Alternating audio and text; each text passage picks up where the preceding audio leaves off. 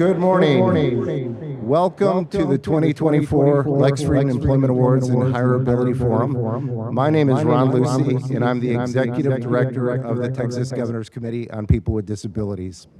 I've worked for the state of Texas for over 33 years and have had the honor of working for Governor Greg Abbott and the Governor's Committee for the last 7.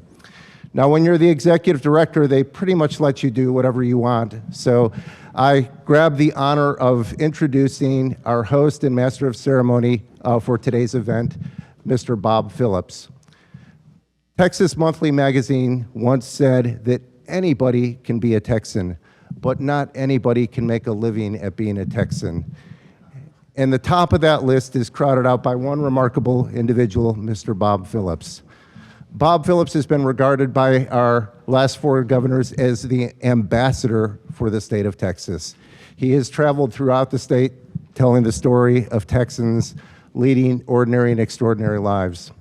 Bob Phillips has also earned more Barbara Jordan Media Awards from the Governor's Committee on People with Disabilities than any other reporter for his long-form journalism and stories that he told that have raised the profile of people with disabilities in their community and across the state. Now, when you hear Bob's voice this morning and you start craving a Hunger Buster with cheese or a Blizzard, that's natural. So please join me in welcoming Bob Phillips, who is the producer of the longest running show in the state of Texas, Texas Country Reporter. Bob Phillips.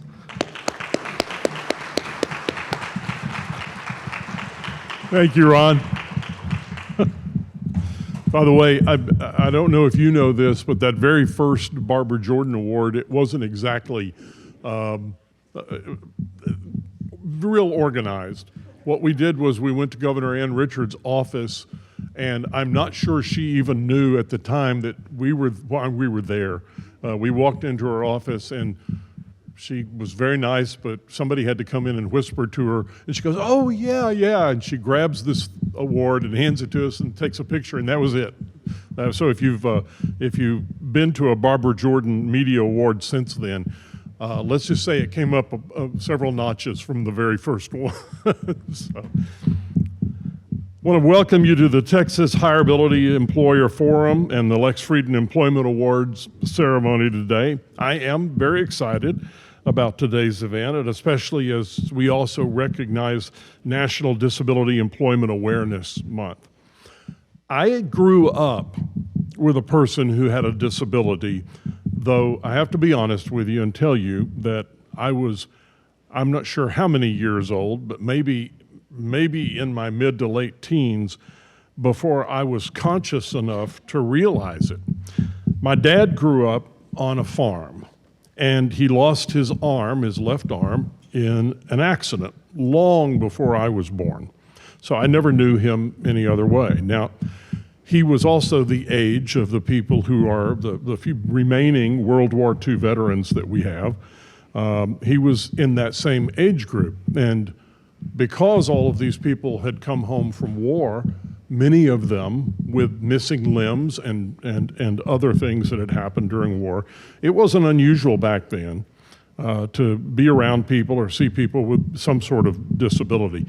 But the real reason, looking back on it, that I think that I never thought about my dad's missing limb, it just really never occurred to me, was because he could do just about anything else a person with 2 hands could do, including tying his shoelaces.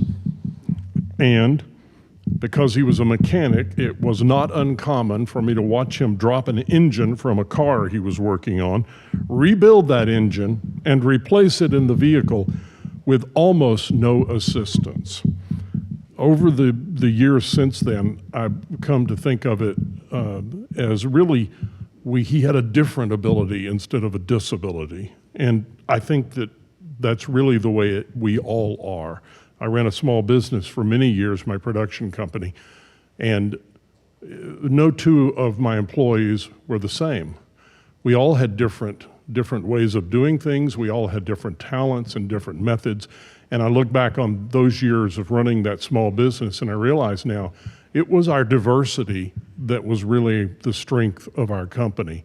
And I think that's the way that it should be. The point here is not just that I grew up with a person who was disabled, but that as an adult, I became, I'll call it, acutely aware of our differences in life and that we all need to be considered in our society. I want to thank you, everyone here, for coming out to Dallas College here in Lancaster, and a big howdy to all of you who are joining us from the Zoom webcast. I'm excited to welcome this event to Dallas and to be speaking with a fine group of professionals whose job is often to ask the why of how we do things in our workplace. Through their efforts, they are continuously driving change that opens doors for people with disabilities by leveling the playing field. Today, we're going to spend a little time getting to know each of them as they share their knowledge and firsthand experience with us. Employer Commissioner Joe Esparza is here today and will provide further employer viewpoints as he will be moderating our employer panel. These four panelists represent exceptional companies who are leading the way in opening doors of opportunity for people with disabilities. We're going to learn a lot from their strategies. We'll also hear from the outreach team at the U.S. Equal Employment Opportunity Commission and learn important tips on how to apply the laws around ADA. Also with us today is a truly remarkable leader and trailblazer who embodies our Texas pioneering spirit. Judge Leila Lawrence Mays will share with us her wisdom and describe how and why she established the innovative, successful treatment of addiction through collaboration, STACK, court, promoting substance abuse recovery. Today, we also celebrate all the winners of the annual Lex Frieden Employment Awards presented by the Governor's Committee on People with Disabilities. Many of the award winners are here with us today in person, and we will hear firsthand how their decision to hire and advocate for individuals with disabilities is an example for us all to follow. We're joined today by TWC Commissioner representing Labor Alberto Trevino, and as I mentioned, TWC Commissioner representing employers Joe Esparza. We also will have a welcoming video message from our Governor Greg Abbott. But right now, I'd like to introduce the Dallas College Chancellor. By the way, I am a Dallas College alum from so many years ago. Yes. I believe that it might have been its third year of operation when I went to El Centro in downtown Dallas. And by the way, those of you who happen to be from Dallas will know this name. The very first person to welcome me as I walked through the door on my first day of class was none other than longtime Dallas Commissioner John Wiley Price. And we are still friends to this day. So we will welcome Dallas College Chancellor, who we can thank for hosting our event in this state-of-the-art facility. This event, by the way, would not have been possible without the generous hospitality of Dallas College. And if we can ask Dr. Lannen to come up to the stage, please.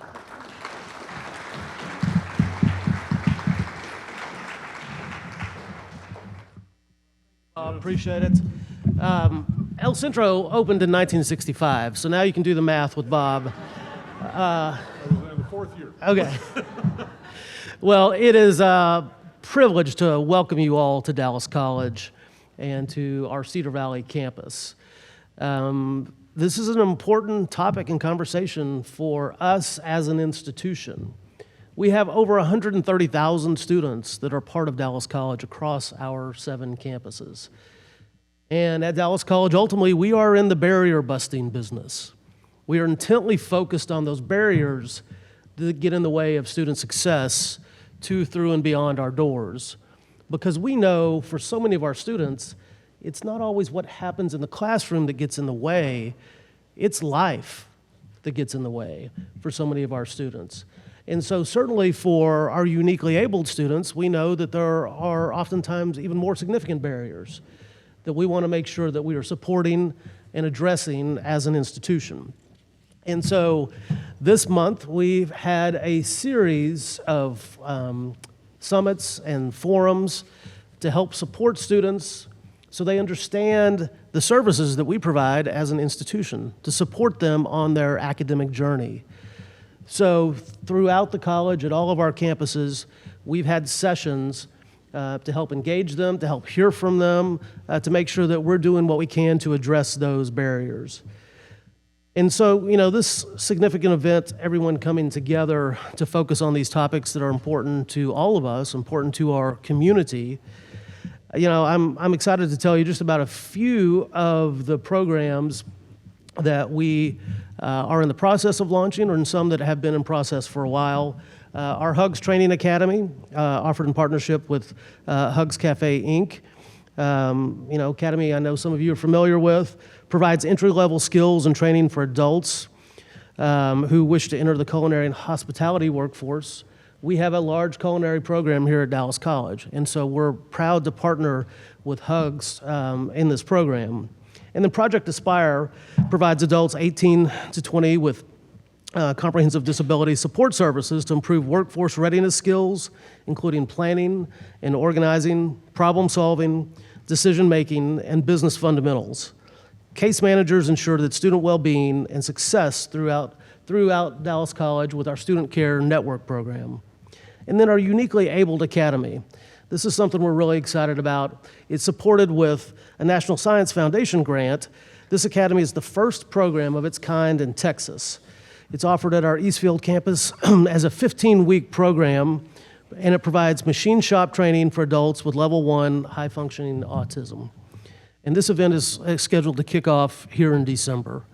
These are just the few of the programs that we're trying to be very innovative about the way we serve this population of students.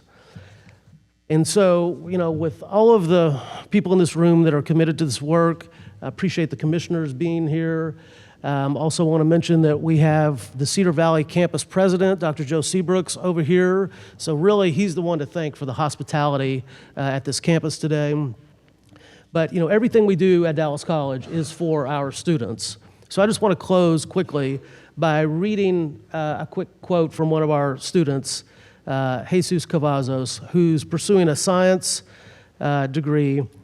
And he said, "I want people to know that autism is a diagnosis, not a sentence. I try to demonstrate that even though we have obstacles with higher expectations and quality education, we can achieve our goals. After I graduated high school, I decided to go to a community college because I felt I needed more time to get used to the environment and improve my social skills. The accessibility services have been a great support at Dallas College. Whenever I need help, there's always someone there to help me. My success coach is a great resource in guiding me to make the right decisions and take the right classes. I've gotten help from my teachers and family. When I don't understand what's being taught in class, they teach me in a different way that's very helpful." That's why we do what we do here at Dallas College, is to help support students like Jesus. And thank you all for being a part of supporting his journey and so many in our community. Again, thanks for being here, and have a great day. Appreciate it.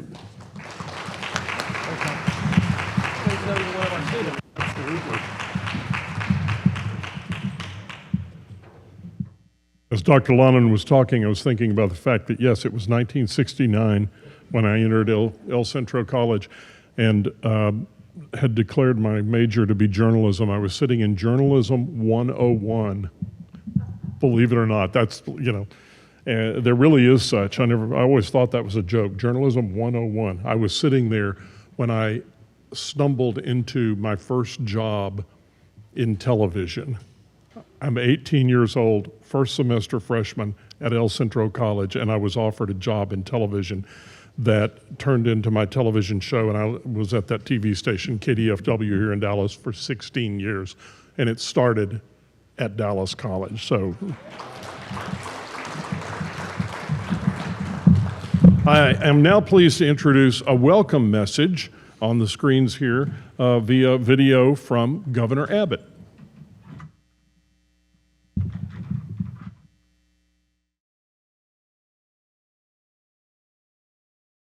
Hi, this is Governor Greg Abbott. Welcome to the 2024 Lex Frieden Employment Awards. Thank you to the Governor's Committee on People with Disabilities for hosting this award ceremony and for their continued efforts to make Texas more accessible for everyone. The Lex Frieden Employment Awards honor the disability rights champion, Lex Frieden. Lex worked tirelessly to see the Americans with Disabilities Act passed, and today, as a professor at the University of Texas Health Science Center in Houston. He is an ardent disability advocate and an influential voice in our community. This award highlights the efforts that employers make to hire and to retain employees with disabilities. Everyone honored tonight actively pursue employment opportunities for disabled Texans, serving as an example for everyone in our great state.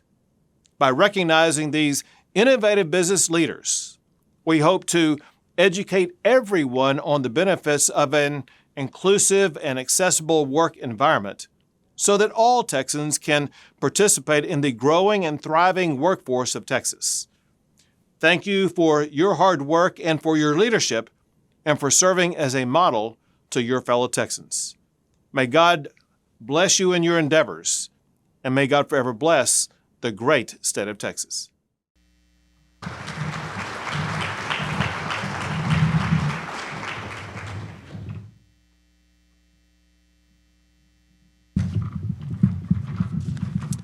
Good morning, everyone. It's an honor to be here to my second Texas HireAbility Employer Forum and Award Ceremony. I really appreciate the Governor's Committee on People with Disabilities for hosting this and for the great work they've been doing for the last 74 years. We value our Texas employers for their support and how they handle employees throughout the state of Texas, giving a positive impact for all Texans with all different abilities.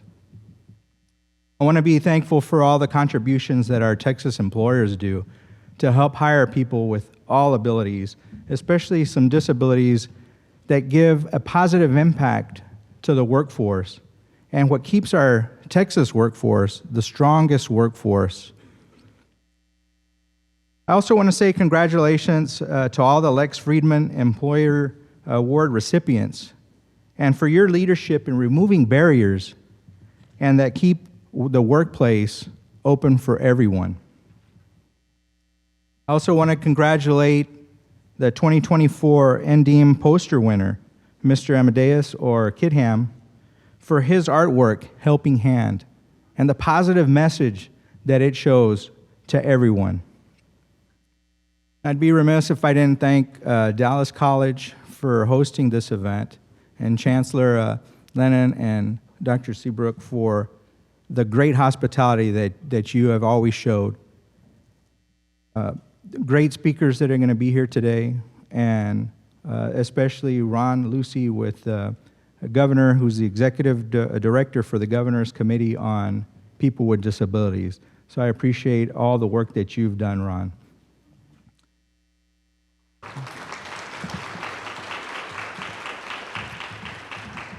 And with that, it's my great honor to introduce the next speaker, who is my friend and colleague at the Texas Workforce Commission, Commissioner Joe Esparza.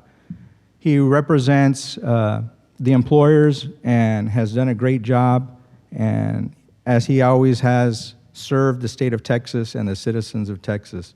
So with that, Commissioner Joe Esparza.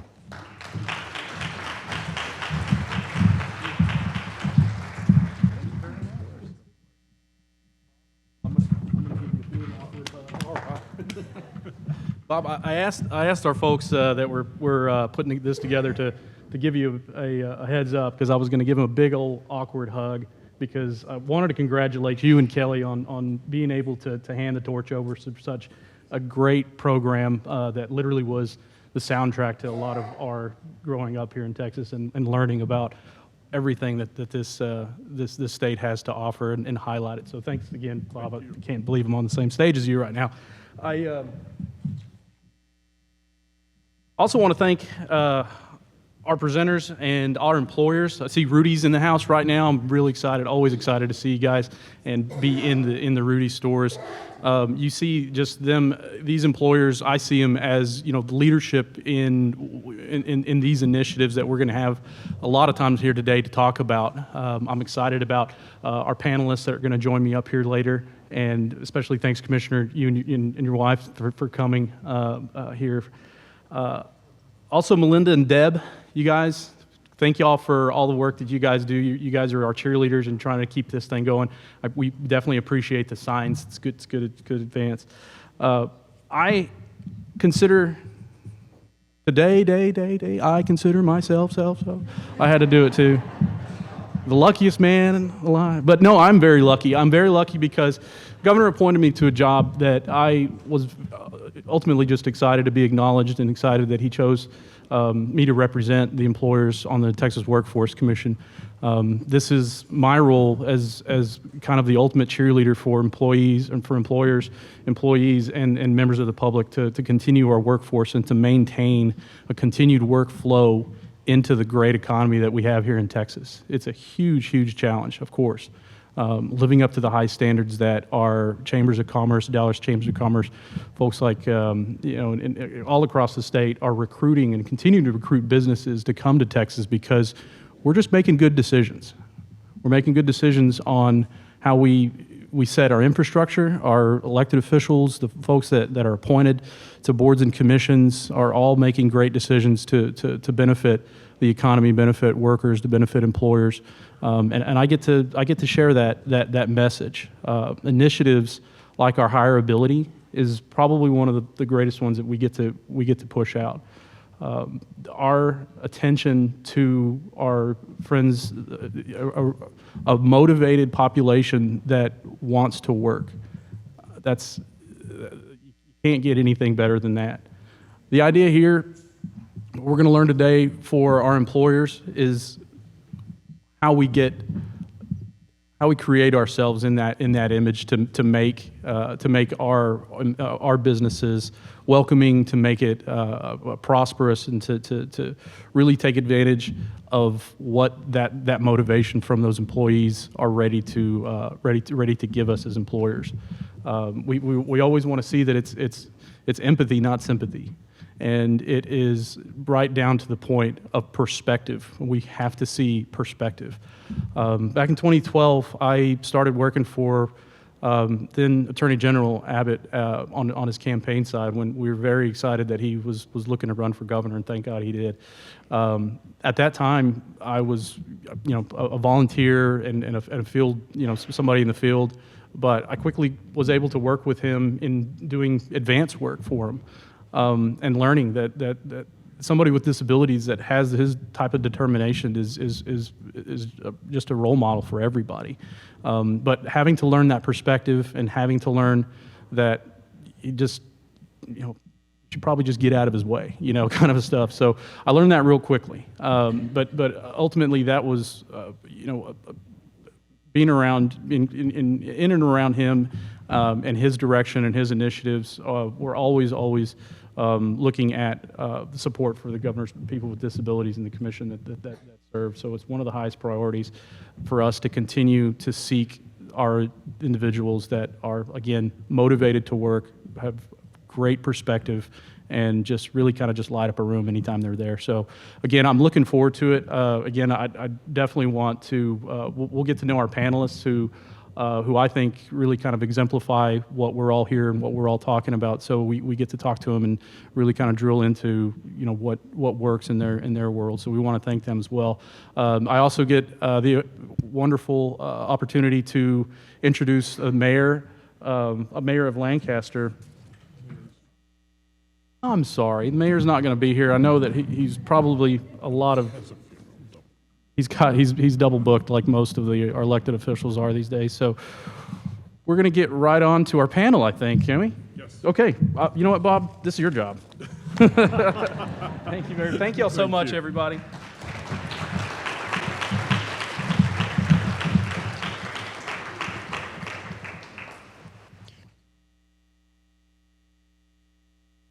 Okay, thank you to our two speakers so far. And now it is time for our employer panel. Disability inclusion in the workplace, best practices and beyond. And I'm going to invite Commissioner Esparza. Aren't you coming to the stage to tell us more about this? Or yes. So.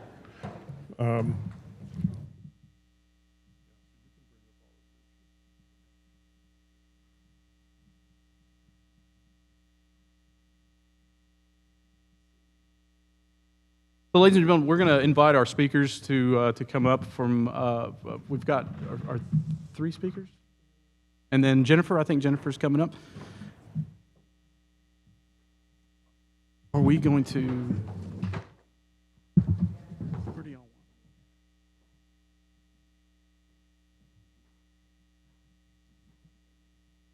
want? Oh, okay, thank you. Okay.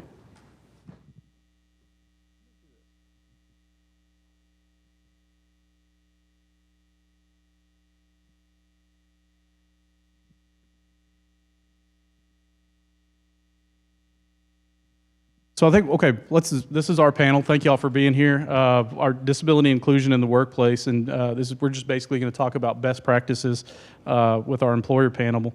And I'm going to let's start here with Danielle.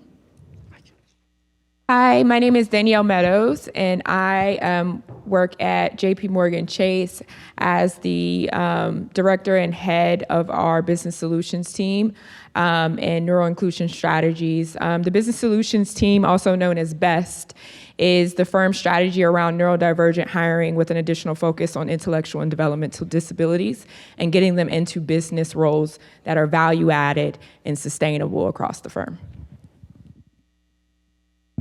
Good morning. My name is Candace Nash, and I'm a diversity and inclusion leader with Toyota, right next to you guys.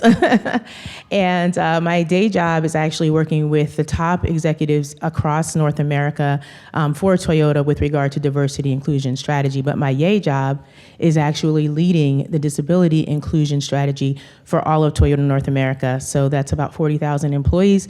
That includes not only headquarters, but all of our NAMCs, or as you all know them as production facilities. And so we're really excited about seeing some of the partners in the room and really just building the strength and advocacy around allyship and really making sure we have the right partners to execute this strategy. Similarly, bringing people with all disabilities into all facets of our employment. Good morning, I'm Max Allen. I'm the Vice President and General Manager for a company known as Standard Aero. We have a very large facility located at the DFW airport. It's home of over 500 employees. What Standard Aero does is we overhaul jet engines. So anytime you get on a Southwest Airlines flight, there's a good chance we've worked on that engine to help keep you going from A to B and keep you safe. This company, we've been on a journey for many years. This company's been in existence since 1913, started out in Winnipeg, Canada.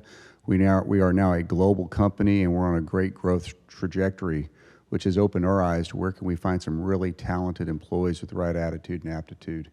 And we're very happy to go on this journey to help people with disabilities find a very bright future and a career that they'll really enjoy. Thanks, Max.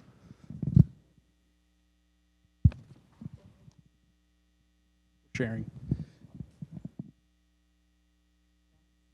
Hi, everyone. Good morning. My name is Jennifer Klaus. First, I want to say thank you for Melinda Benigno thinking of me for this panel. And Mr. Esparza, thank you. Again, my name is Jennifer Klaus. I'm with McLean Company. For those who may not know who McLean Company is, we are a supply chain wholesale distributor, and we get product to the most iconic brands you are probably most familiar with. For example, Yum Brands, which is our Pizza Hut, our 7-Elevens, our KFCs, Cefcos, those types of brands. That's just to name a few. We are a large company. We have 70+ locations across the United States, with our corporate office just south of here in Temple, Texas. And that's where I'm from, Temple, Texas.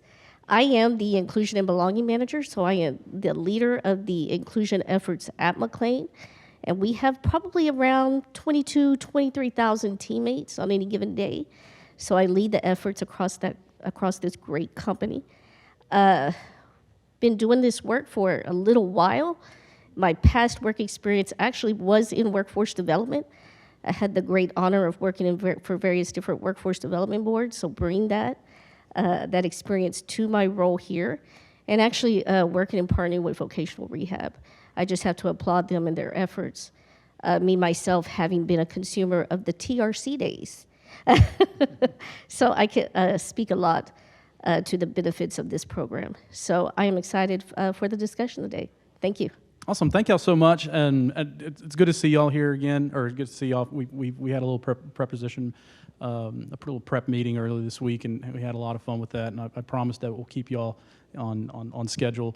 But thank y'all for the introductions. I want to go through a couple of questions, and Candace, we'll start with you. But just kind of think about initiatives and cultures that bring that make your businesses welcoming. But what initiatives or efforts has your company made to hire and retain persons with disabilities? Candace, you want to start with this? Absolutely. So as I mentioned, so we have efforts across our organization, right? So we've got production facilities, we've got parts centers, we've got a small HQ up in Plano, Texas. And so what we're trying to do is really identify the best initiatives across the organization that make sense for our business needs, as well as, kind of the folks that we're partnering with. What I want to start out by saying, though, because I've had an opportunity to meet many of the people, Deb and Allison, like all the people that I've been talking to for the last few years, there's really power in allyship and partnership, right? We can't do it alone. I know Toyota's a huge, big brand, but we can't do it alone. So the initiatives that we set forth, we look to very strong partners that have expertise in the space that we need. So Deb was an amazing partner with a hiring pilot we did right at HQ at the beginning of the pandemic. So part of our culture, I'll teach you a Japanese word today, is Kaizen. How many people know that word by a show of hands? A couple of y'all. So Kaizen means continuous improvement. And so we're always looking to do things better. And so those partners help us to do that. So we'll be looking to work with Texas Workforce Commission and Deb again as we resume that. But where we've seen success has been in our production environment. In our Indiana plant, we have had over 100 people with disabilities hired. Our plant down in San Antonio, we've just started a similar program where we're bringing in people with disabilities, our part centers. So we've got various initiatives across the company. So we've got strength and success, but we also recognize we have some great opportunity as well. Max, as VP, what kind of culture does Standard Aero and initiatives can you talk about? So for us, I'm very fortunate to run a facility where 25% of the workforce has been there for over 25 years. We are a work family, and I use that word very strongly. In fact, we have over 7,500 employees, and we are fortunate to have the most tenured employee. It was a gentleman that grew up in Plainview, Texas, and went off to the Coast Guard, and then after the Coast Guard, his first job was with us as the janitor back in 1965. The gentleman's 82 years old. He's been with us 59 years since June 8th of this year. And he's an amazing individual. And, and he's been there for 59 years, but I have other employees been there for over 50 years, 40 years, 45 years. And so when you see this place where people truly do not just get along, but they truly love one another, it creates an environment that is truly inclusive. And we were very fortunate, for years, in the jet engine world, you have a lot of military people. And obviously the last, 25 years, a lot of people have gone to really difficult places, experienced difficult things. And so we're used to dealing with people, a lot of military folks that have been, 4 or 5, up to 7 combat tours and come back with some hidden wounds from that. And that's sort of what we're used to, because that's where a lot of us came from. In my career, I was fortunate to have a little detour along my way where I was very fortunate to run what was known as the Dallas Lighthouse for the Blind as their executive director, which later became Envision Dallas. And I got to learn all about the blind and visually impaired community. I had no idea prior to joining that team, and I had no idea that there's over 150,000 North Central Texans who struggle with that situation, and it's very hard for them to find sustained employment.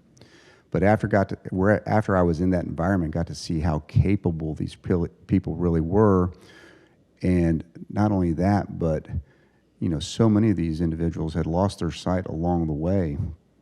We had a former NFL football player. And then once I saw their capabilities, it's like we need to open our doors here in the jet engine world to this community. And so now, a year ago, working with Deb closely for many months, we found a great candidate. His name's Shane. Used to work the oil fields. One day woke up and he had a disease that took his eyesight, and he was in the dark that morning, and it never came back. And he went through the process of learning how to reorient his life, and now he's a very engaged employee with our workforce. The workforce loves him, takes care of him, he takes care of us, and he's doing a great job with us, doing some work that he's very, very capable of, and he does it with full gusto. So, again, thank you for the opportunity to allow me to share our story. Thanks, Max. And again, like I said, it's perspective, right? With some of the programs that I've learned, like WorkQuest, that they predominantly are partners with employers to basically produce manufacturing goods for administrative purposes, like the state agencies procure a lot of these programs, but also in the state, the Chris Cole Center for the Blind that focuses on people that have not been living with as a vision impaired. This is something that's happened to them over relatively quickly or just over an injury. But it is about perspective, and a lot of this is focused on it. I mean, in the mechanical world, it's standard aero. A lot of it focuses on confidence and building confidence for somebody that has to learn how to adapt, and that's a lot of what these programs are involved. Yeah, I mean, our culture. When I say I have a blind person helping build jet engines, that doesn't inspire confidence when I say that sentence. Yeah. But when you break down the processes into what's appropriate, we was fortunate. We had our board of directors in yesterday, and they got to meet Shane and see what we were doing, and they were just blown away and very supportive. So we're sort of the guinea pig in the jet engine world for this, but we're hitting a home run with Shane, and we're looking forward to how this can grow, not just at our facility, but across our company of over 7,500 employees. Great, thanks, Max. Danielle, let's talk about J.P. Morgan Chase initiatives, more administrative roles, and obviously finance world. Can you talk about your experience? Yeah, so a couple of programs that I'm going to talk about today. One is our Autism at Work program that originated in 2015.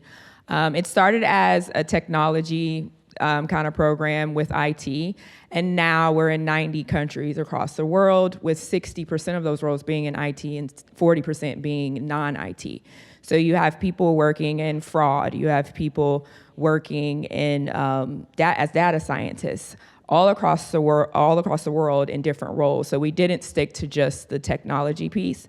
And then the second part, in 2019, we decided to do a pilot in Fort Worth, Texas, and in Plano. And this was our best team.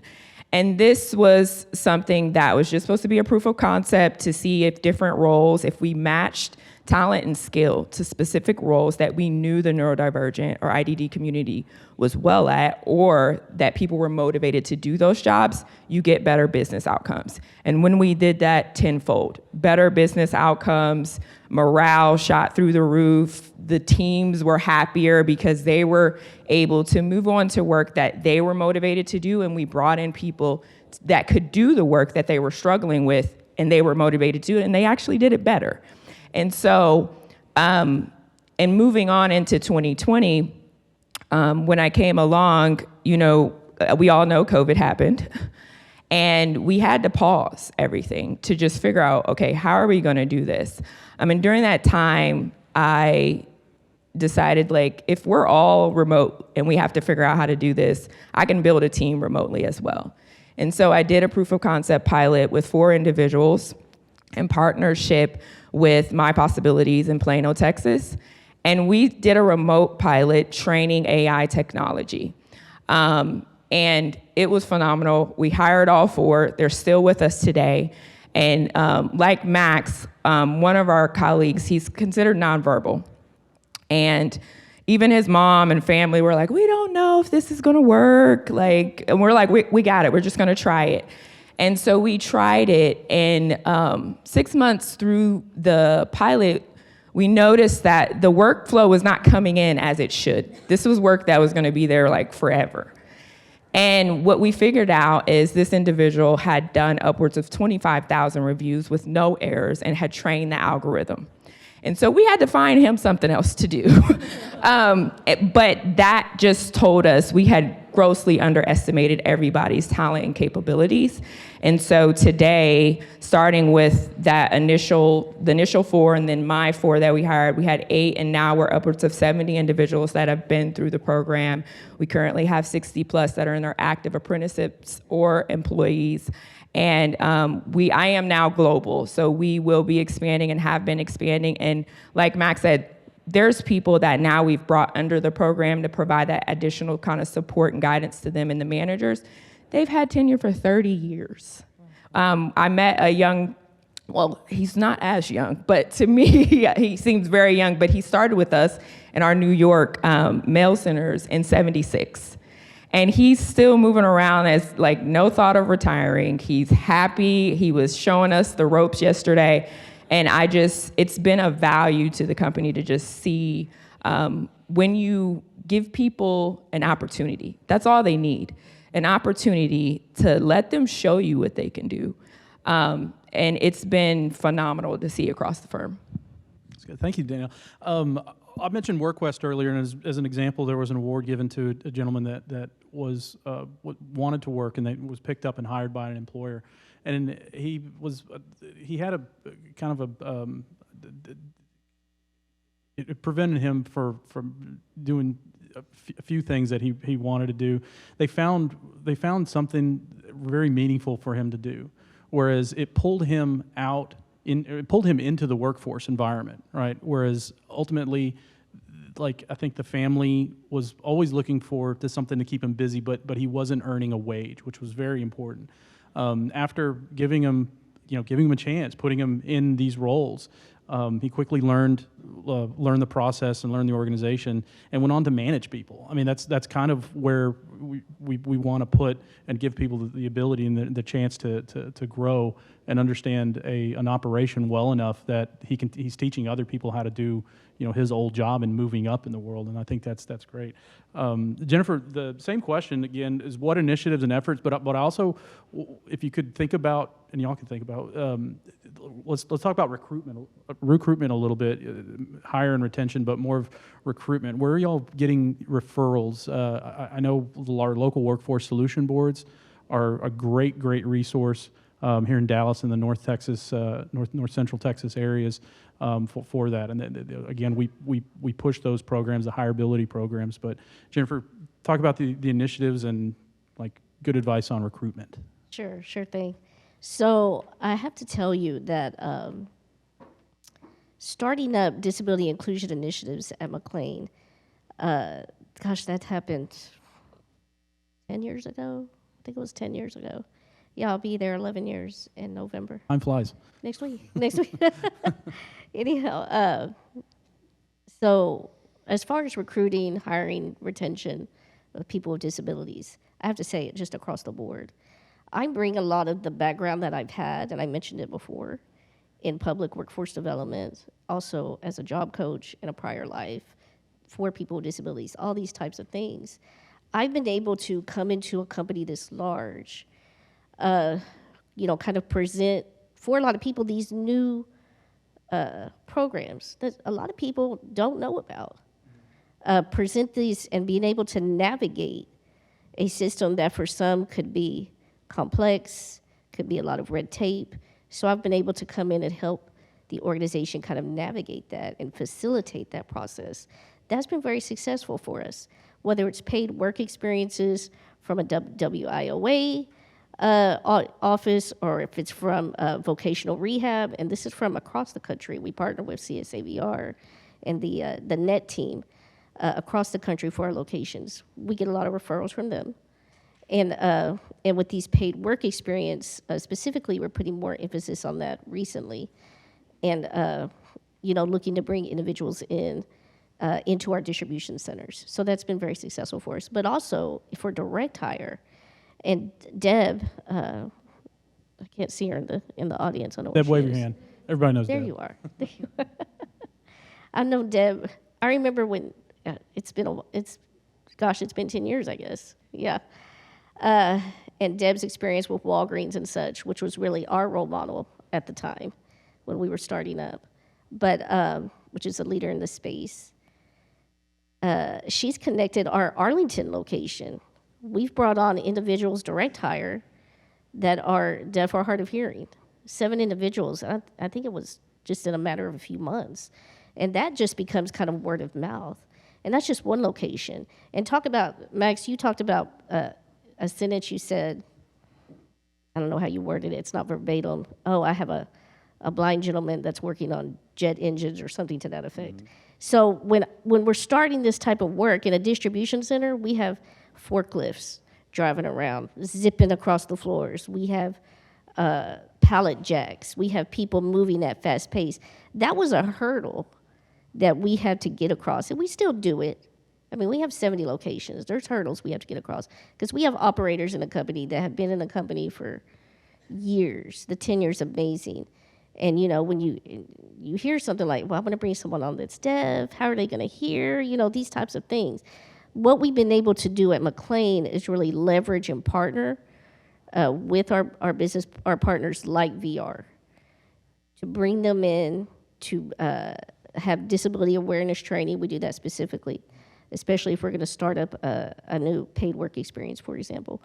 These things have been really successful for us, and it really helps leaders within the operations to feel good about moving forward and progressing. So, I mean, I hope that answers some of that. Yeah, I could absolutely. go on and on. No, yeah, that's great. No. I don't want to monopolize They the gave time. me the rest of the afternoon to go on this panel. So, but panelists, members of the panel, y'all want any volunteers for good initiatives on recruitment? You know what? I'd actually like to jump in there. So, going back to that pilot that I talked about with Deb, we assembled a team really to help us kind of from soup to nuts with the pilot. I like what you said, proof of concept. The timing just wasn't right. It was the beginning of the pandemic. We didn't know that was coming, obviously. We were able to get, I believe, 2 people through.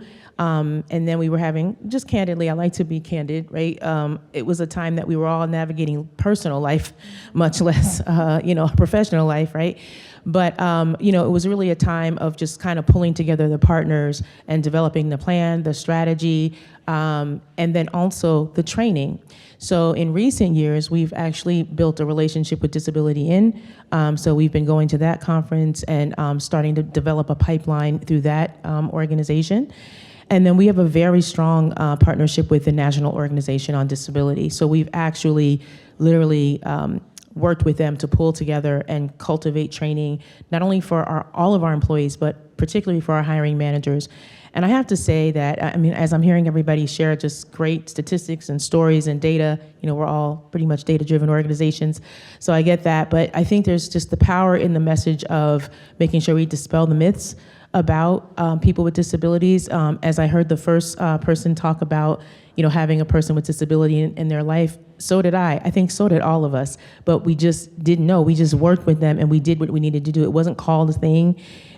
We were just called to do the right thing, right? And so it's the same thing today. Like, we're called to do the right thing. We build these trainings and initiatives to make sure people don't have any missteps, but we also want to make sure that when you shared the story about bringing in people and they just knock the ball out of the park, that's a motivation for everybody, not just people with disabilities. So I wanted to share the Disability In story as an opportunity and a resource. Yeah, thank you, Candace. Danielle? Go ahead. From a recruiting perspective, as everyone here, JP Morgan is huge. So there's no way I can touch all the recruiters, but what we did started here locally, partnerships, like you said, partnerships have been the most important thing for us to get this off the ground. So I remember we had brought somebody in to do a loan document QC. So they physically had to review documents. Well, she was considered blind, low vision. And so we had to get over that, okay, no assumptions here, let's do it. Technology can change the trajectory of somebody's role. And so working with, and at that time, again, it was My Possibilities. We work with several partners. My Possibilities bridges from school to work because they are the subject matter experts. And then TWC, we know if we can't solve it, hey, we can go to Deb and see who else is a resource. And at that time, TWC was a resource. They came out on site, they reviewed what we needed to have done and told us what technology to purchase. And she's been with us for 3 years now and doing a phenomenal job. So without the partnerships, they help us kind of, hey, I have this role, I need these specific skills. Do you have anybody in your community that fits this and is motivated? From there, we then do a non-traditional interview, I call it. We call them job previews.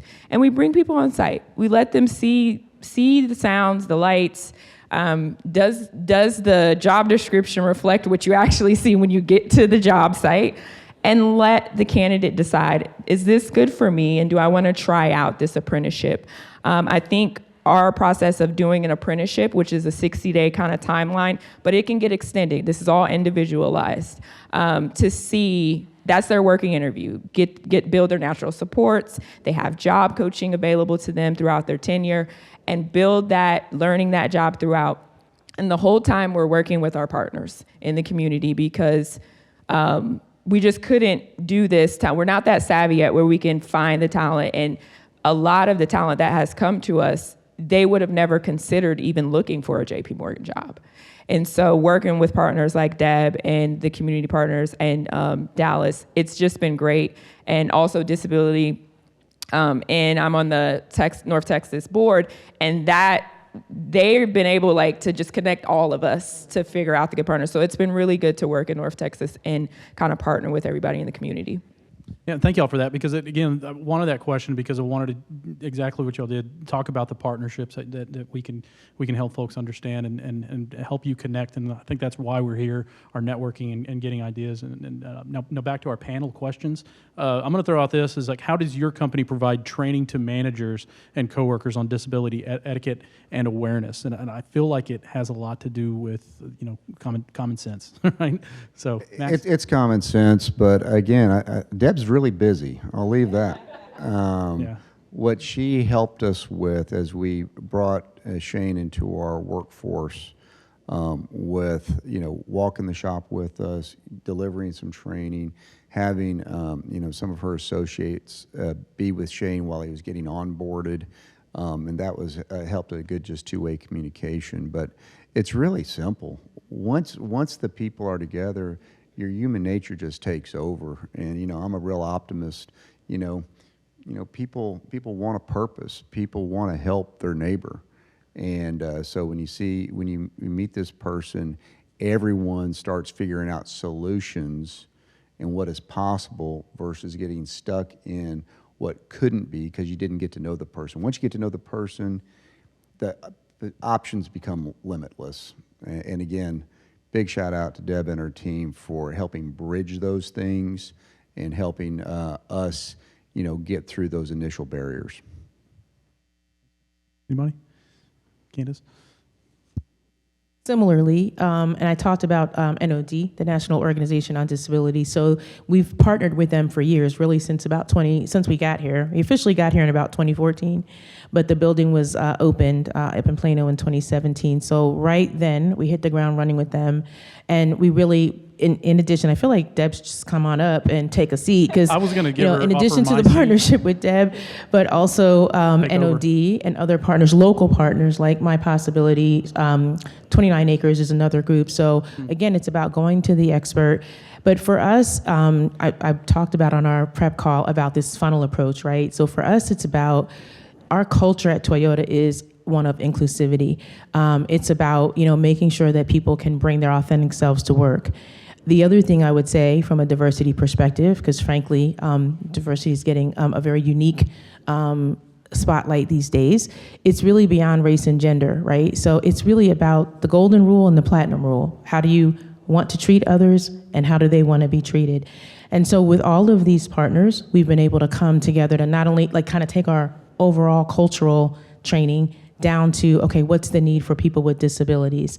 And I think really kind of our phase 2 or 3, right, or 2.0, 3.0, will be we're infusing it in all of our training. So it is not just standalone. It is these, it's people with different abilities, but they're employees just like I am, just like, all of us are. And so you have to start somewhere, but we're really getting to the point where it's just included in everything we do.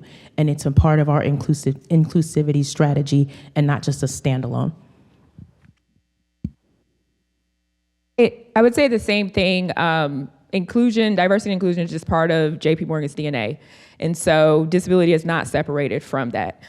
We have the same conversations. We are doing awareness training. We are incorporating it into the full training and inclusion training, but it is just something that is part of the culture. And yes, we've worked with the partners to make sure, hey, we created this course. Does the language sound right? Have we captured everything that should be captured? We always have that kind of standing board of partners and other employers. This is not, I might compete with the other banks on other levels, but this is not something we're competing on. We share information across firms all the time just to get guidance and just what are your best practices so I don't have to go through that hurdle if you've already overcome it. And so training is a big thing, something that even when a colleague is coming in, I require training for everybody. Everybody that's going to be on that team, everybody that's going to be in that department, everybody that might be on that floor, because awareness training and etiquette training is not going to hurt. You're only going to learn something. And I think the biggest thing we do is making sure at the beginning of the conversation we break down barriers. You might be uncomfortable. We want you to get comfortable with being uncomfortable. And we want to have that conversation. So ask the questions that you're scared to ask, because we'll have answers for them. And that has alone just kind of broken down the barriers and made people understand we are all different here. Our brains operate differently. And we need to be aware of that inclusion and that everybody's not like you. And it's okay. Danielle, why have you on the spot? Can you start us off with accommodations? We need to talk about accommodations, obviously, but feel free to pass if you need to think about it or anything. No, I got it. Got it. I knew you so would. For our accommodations team, something that we did back in 2015 is we centralized our accommodations across the firm. What that did, and put them in one cost center. So no manager is worried about how much something costs.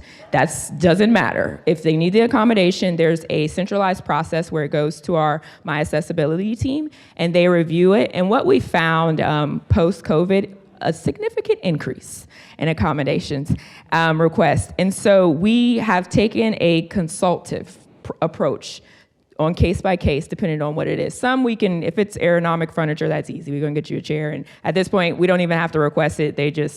It's the desks are made and the chairs are made that way and given. But I think the centralized process and making it into a centralized cost center where it is a process that takes away any budget worries or anything. There is a budget for accommodations that is firm-wide, and therefore the manager and line level, they don't even have to worry about it. Just request what your employee needs to be their very best selves, and it goes from there. So I think that's something that we did that was very significant. So we have a similar process, right? So an ADA team that, individually reviews things on a case by case. I would actually just kind of almost say ditto. But what I would add is that with the building of our new campus back in 2017, we started taking the approach of just building the stations like in a space that you're already there, right? So the chairs are already ergonomic. The desks are already sit-stand. We already have, now not everyone has this desk, but there are desks throughout the campus where if you wanted to, you could be on a treadmill. And yeah, it's cool and not cool at the same time. I'm way too accident prone to be right, on a treadmill exactly. So like and on the phone at the same time. It's crazy, right? So to think about it, but we do have them. So we have these spaces and these collaboration spaces. So really, this new campus gave us an opportunity to just start there, right? And just really have more open spaces. Our campus is 50% collaboration space. a lot of windows, a lot of things to just kind of make sure people aren't just in this cube in the basement with a red stapler. You guys know that movie. So anyway, we definitely have an accommodations process, but I think really in the new millennium, we're starting to just kind of start there instead of just going, now what do you need? And we certainly have budget for and just get folks what they need to do their jobs. Jennifer?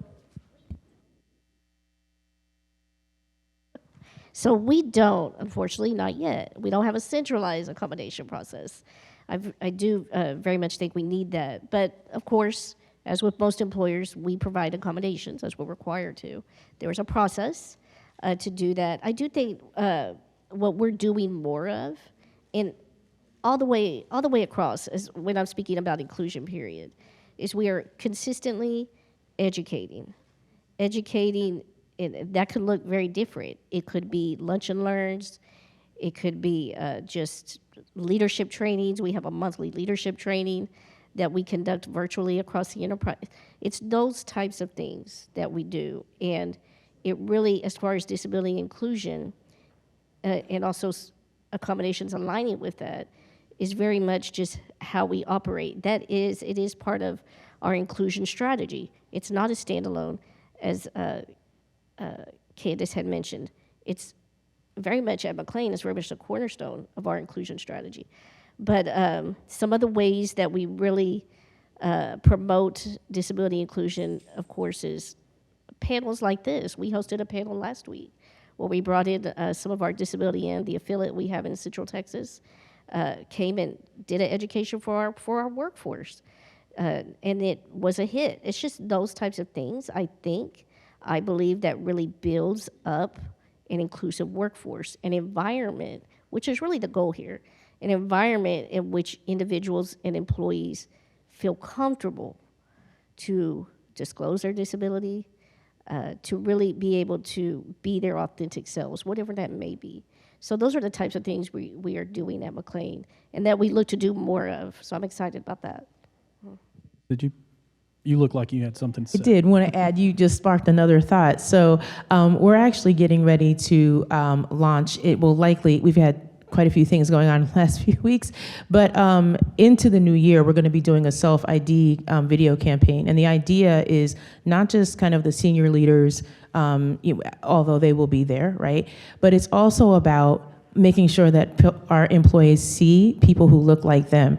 And so the ID campaign will be around like all types of disabilities, seen and unseen, and really making sure people understand the resources. I think we get inundated with information and we don't always remember, you have this resource, did you know about this? Did you remember that? Like, you think about when you were a new hire, you get so much information and you're like, first day of class, you're all in, but then when you get to that job, you start forgetting because you're just focused myopically on your job. So this campaign is about just reinvigorating, educating, and making sure folks understand even the accommodation process, among other things. Max, I would love to hear your perspective as far as operational and manufacturing, even on the ground floor. For accommodations? Yes. Yeah, so for us, it was really pretty simple. When you're in a pretty high-risk industrial environment, these engines are very expensive. A part that's this big and round, it's $400,000. So we make sure we are very organized in the facility. It's very clean. And so for somebody who is blind or visually impaired, we already have really structured aisleways and things of that nature.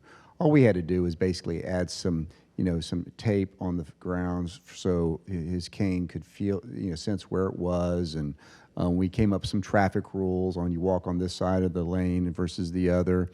And it really wasn't any more complicated than that. Now, some of the things we're looking at now, he started off with a very manual job, but there's technology out there where he can sit in front of the computer and things of that nature. So step one was get him in the front door, and now it's like, what can that evolve into?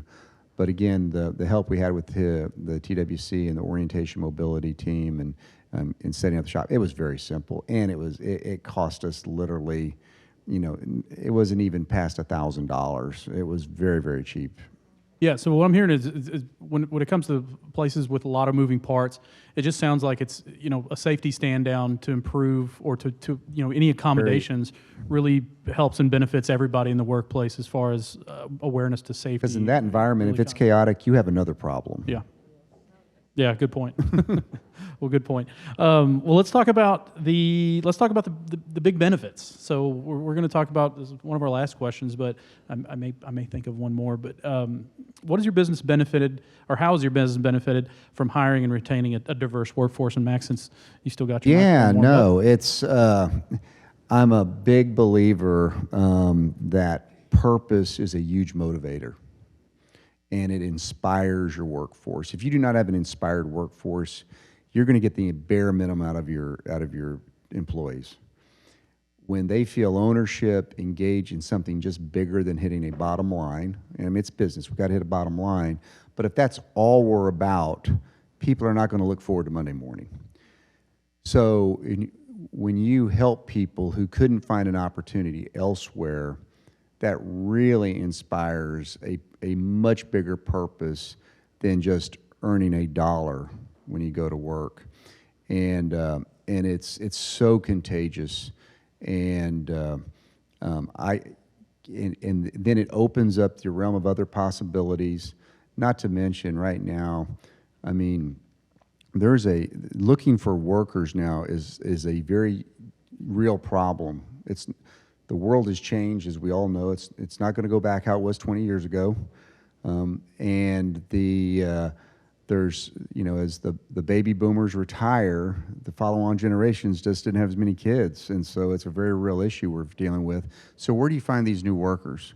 So when you can find people with the right attitude, the right aptitude, and with a little bit of innovation and ingenuity and use of technology, you can bridge these gaps and give people, all these wonderful people, opportunities, inspire your workforce to do something bigger than themselves, and grow your business. So it's a win across all fronts.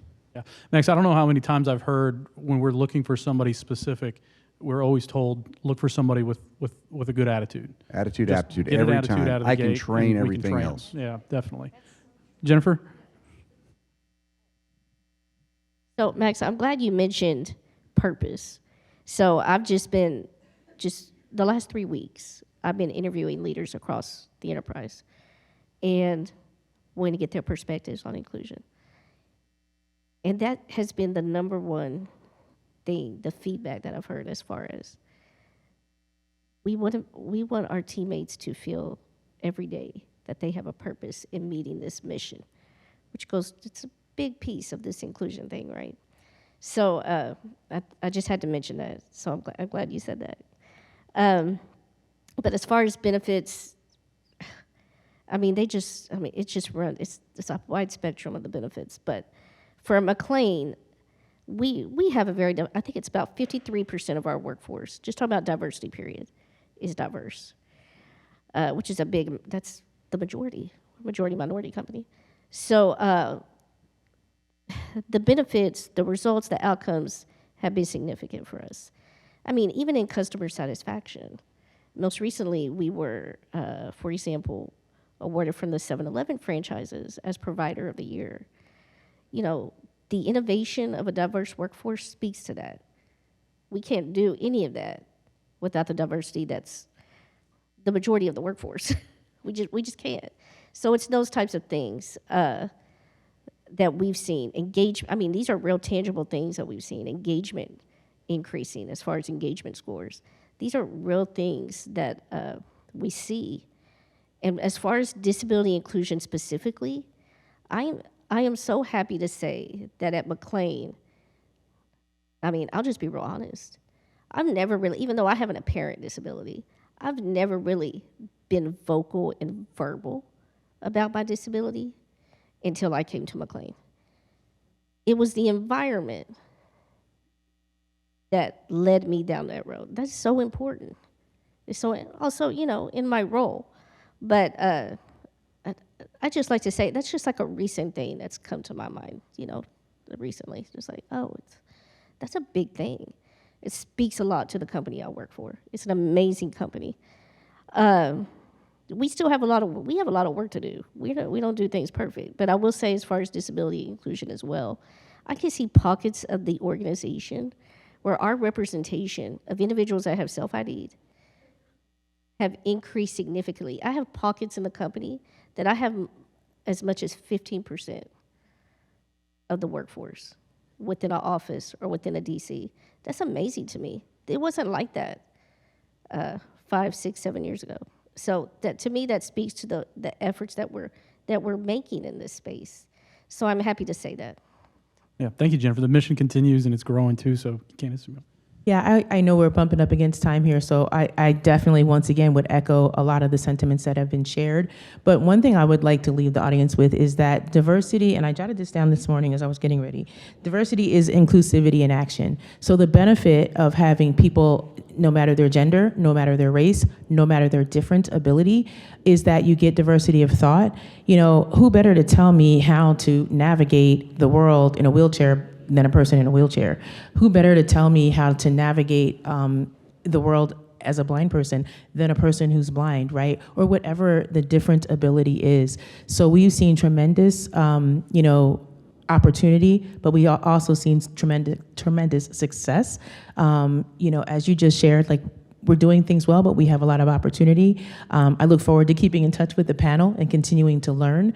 But the benefit really outweighs either the risk or the work, because again, you've got that passionate, purpose-driven organization, and we're all just learning from one another.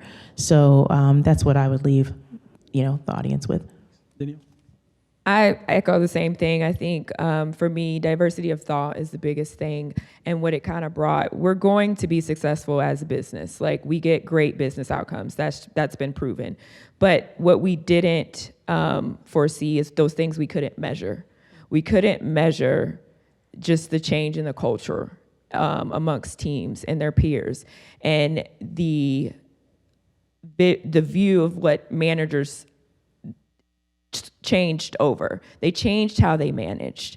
They're more empathetic now. They're more understanding. They're more authentic and transparent. And so those are the things we couldn't measure, but we see them in the culture of the company. And so that's something that just cannot be replaced. Awesome. No, thank you all. Audience, I think we definitely owe them a round of applause for our panelists here today. I absolutely want to continue, and I want to encourage any of our employers to reach out. They were plucked from each of their individual areas because they move people, and they're all doing great work in the area for hiring HireAbility and people with disabilities. So please reach out to them, and I think we were able to get your contact information to them as well. But again, I want to thank GCPD and Ron for you guys for reaching out and allowing me to moderate this panel. I had a lot of fun. I'm probably going to invite myself to some of your areas to learn a lot more, because I get to send this message to folks who are always asking the questions, and I think Commissioner Trevino would absolutely join me. We just have to post it on as a meeting or something. But again, thank y'all so much for allowing me to do this. This was my first panel to moderate, so I had a lot of fun. Kind of felt like a game show. So we appreciate that. Give me a round of applause, and we're right at 11:15. So let's move on to our next segment. I don't know how to do that. Oh, there you are, Bob. Thank you. Thank you. Thank you very much. Thank you to our panelists. Great discussion. And Danielle, when you said we want you to get comfortable with being uncomfortable, you really got my attention with that one, because that's the way that we start conversations about things that not everybody can be comfortable talking about. So, all right, time for me to introduce our first speaker today. My pleasure to introduce Marina Guerra, Outreach and Education Coordinator with the EEOC Houston District Office. Prior to her current role, Marina was an enforcement supervisor with the EEOC. Marina is very passionate about the work she does, and is especially honored to carry out the mission of the EEOC daily. And I understand she's brought a guest with her today, and I'll let her introduce her guest. Please join me in welcoming Marina Guerra.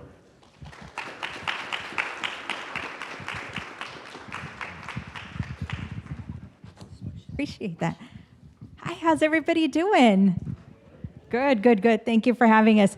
So my introduction, and I'm going to introduce you to Tanya here in just a second. For those of you who find it necessary, I am a Hispanic female, long dark hair, brown eyes, and my favorite red lipstick. So I am here from EEOC, and I'm going to introduce you to my counterpart, Tanya. Tanya is new to Texas, not new to EEOC. She's been in Texas just about a year. Almost a year.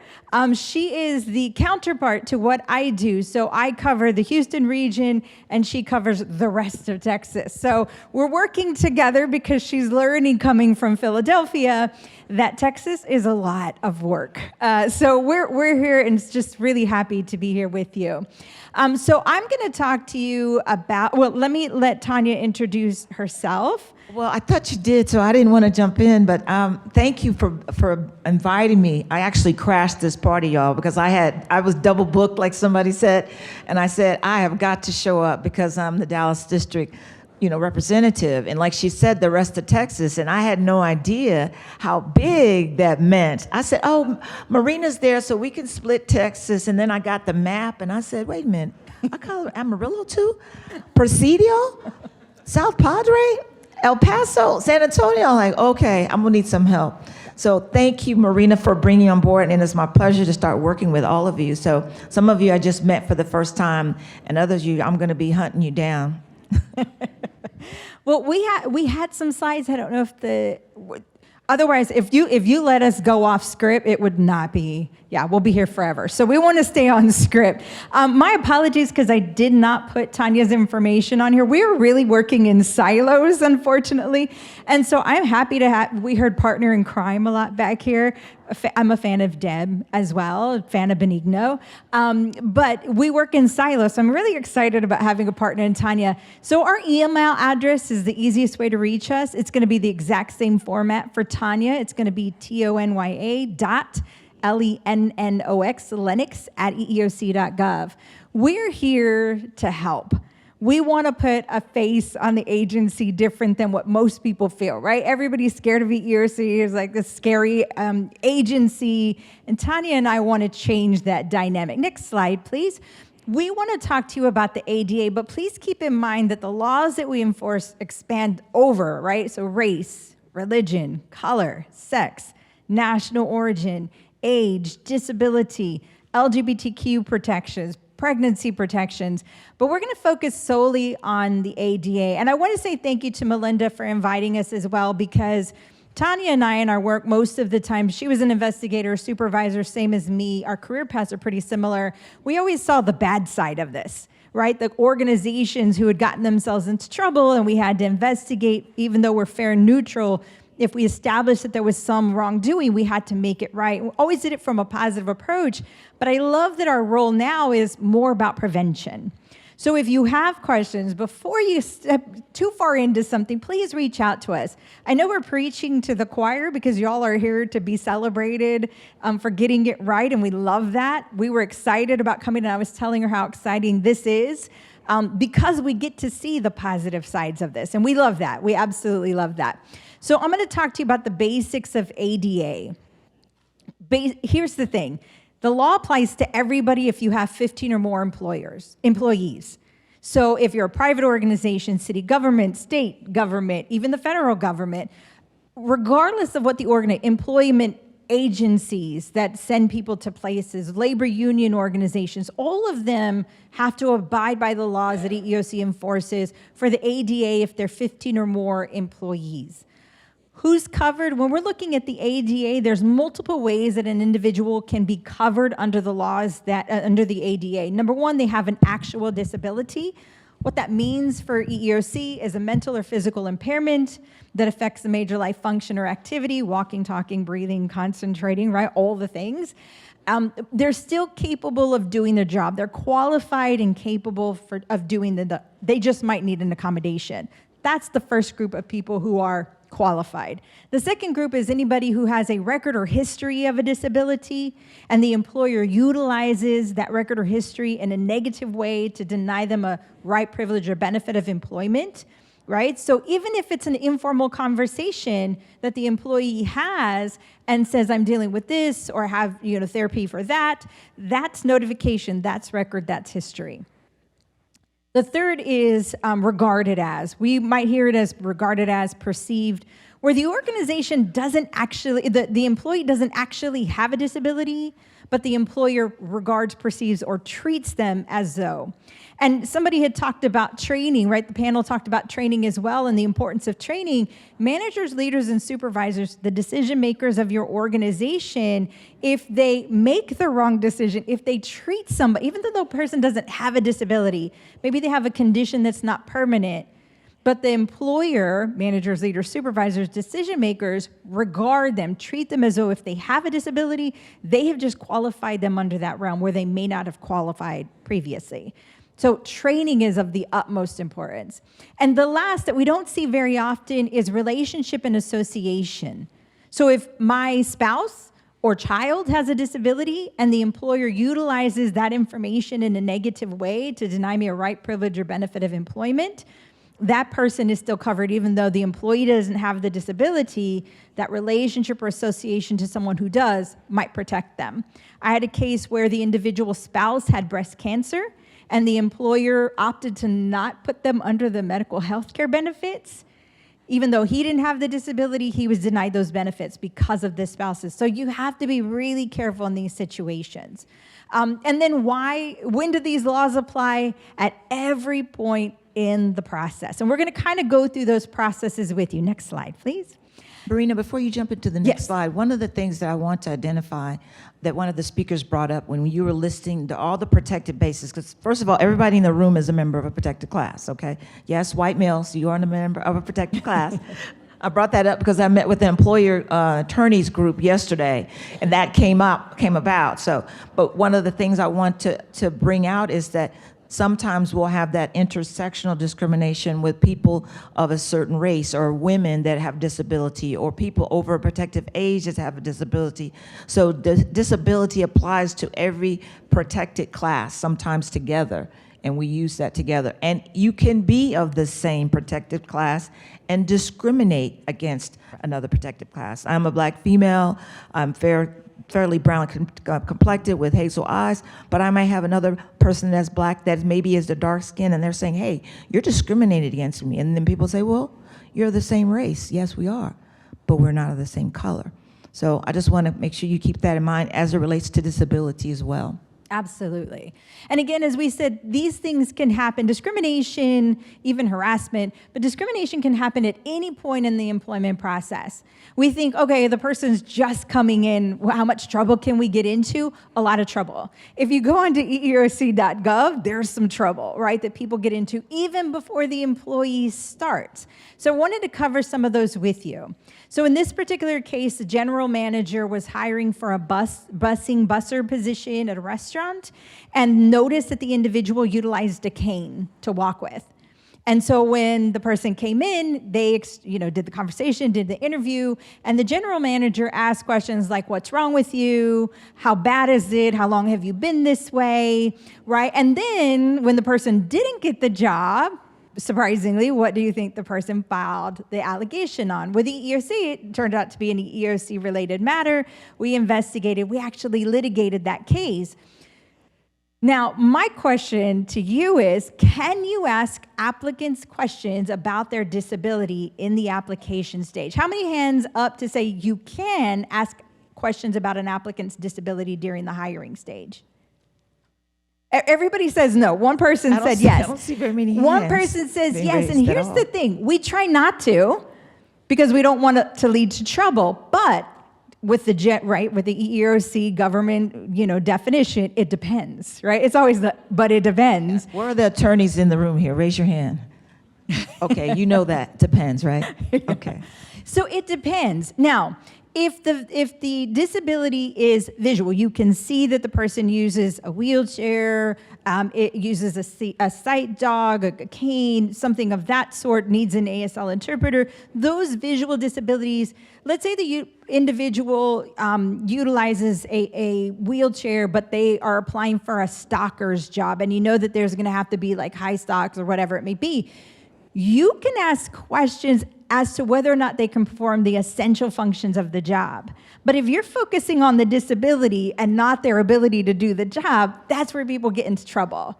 Instead of this gentleman asking, what's wrong with you, which we should never ask, that's not a, it depends, that's a just no. This is a buzzer's Making that position. up, that happens all the time. Absolutely. Doesn't it? This is a buzzer Fortunately. position. So how can you explain to me how you be, now if you just look at the resume, you might see that this person has done this job for a long time and the question might not need to.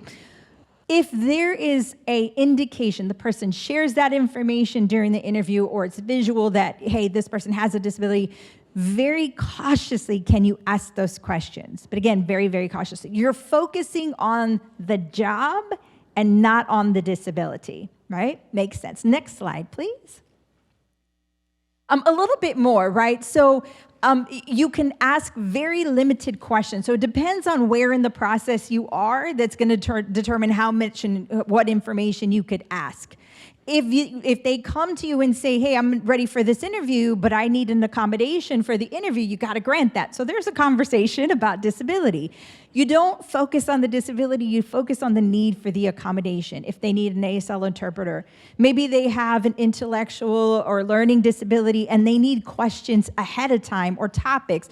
You want to go ahead and grant that. And people say, well, they're giving them an advantage. It's making it equitable. Right? And that's what it's about. So if you get this information, then you want to make sure you're going about it in the right way. Let me ask you this question, because I get this question from employers all the time, and it's a wonderful, lively conversation.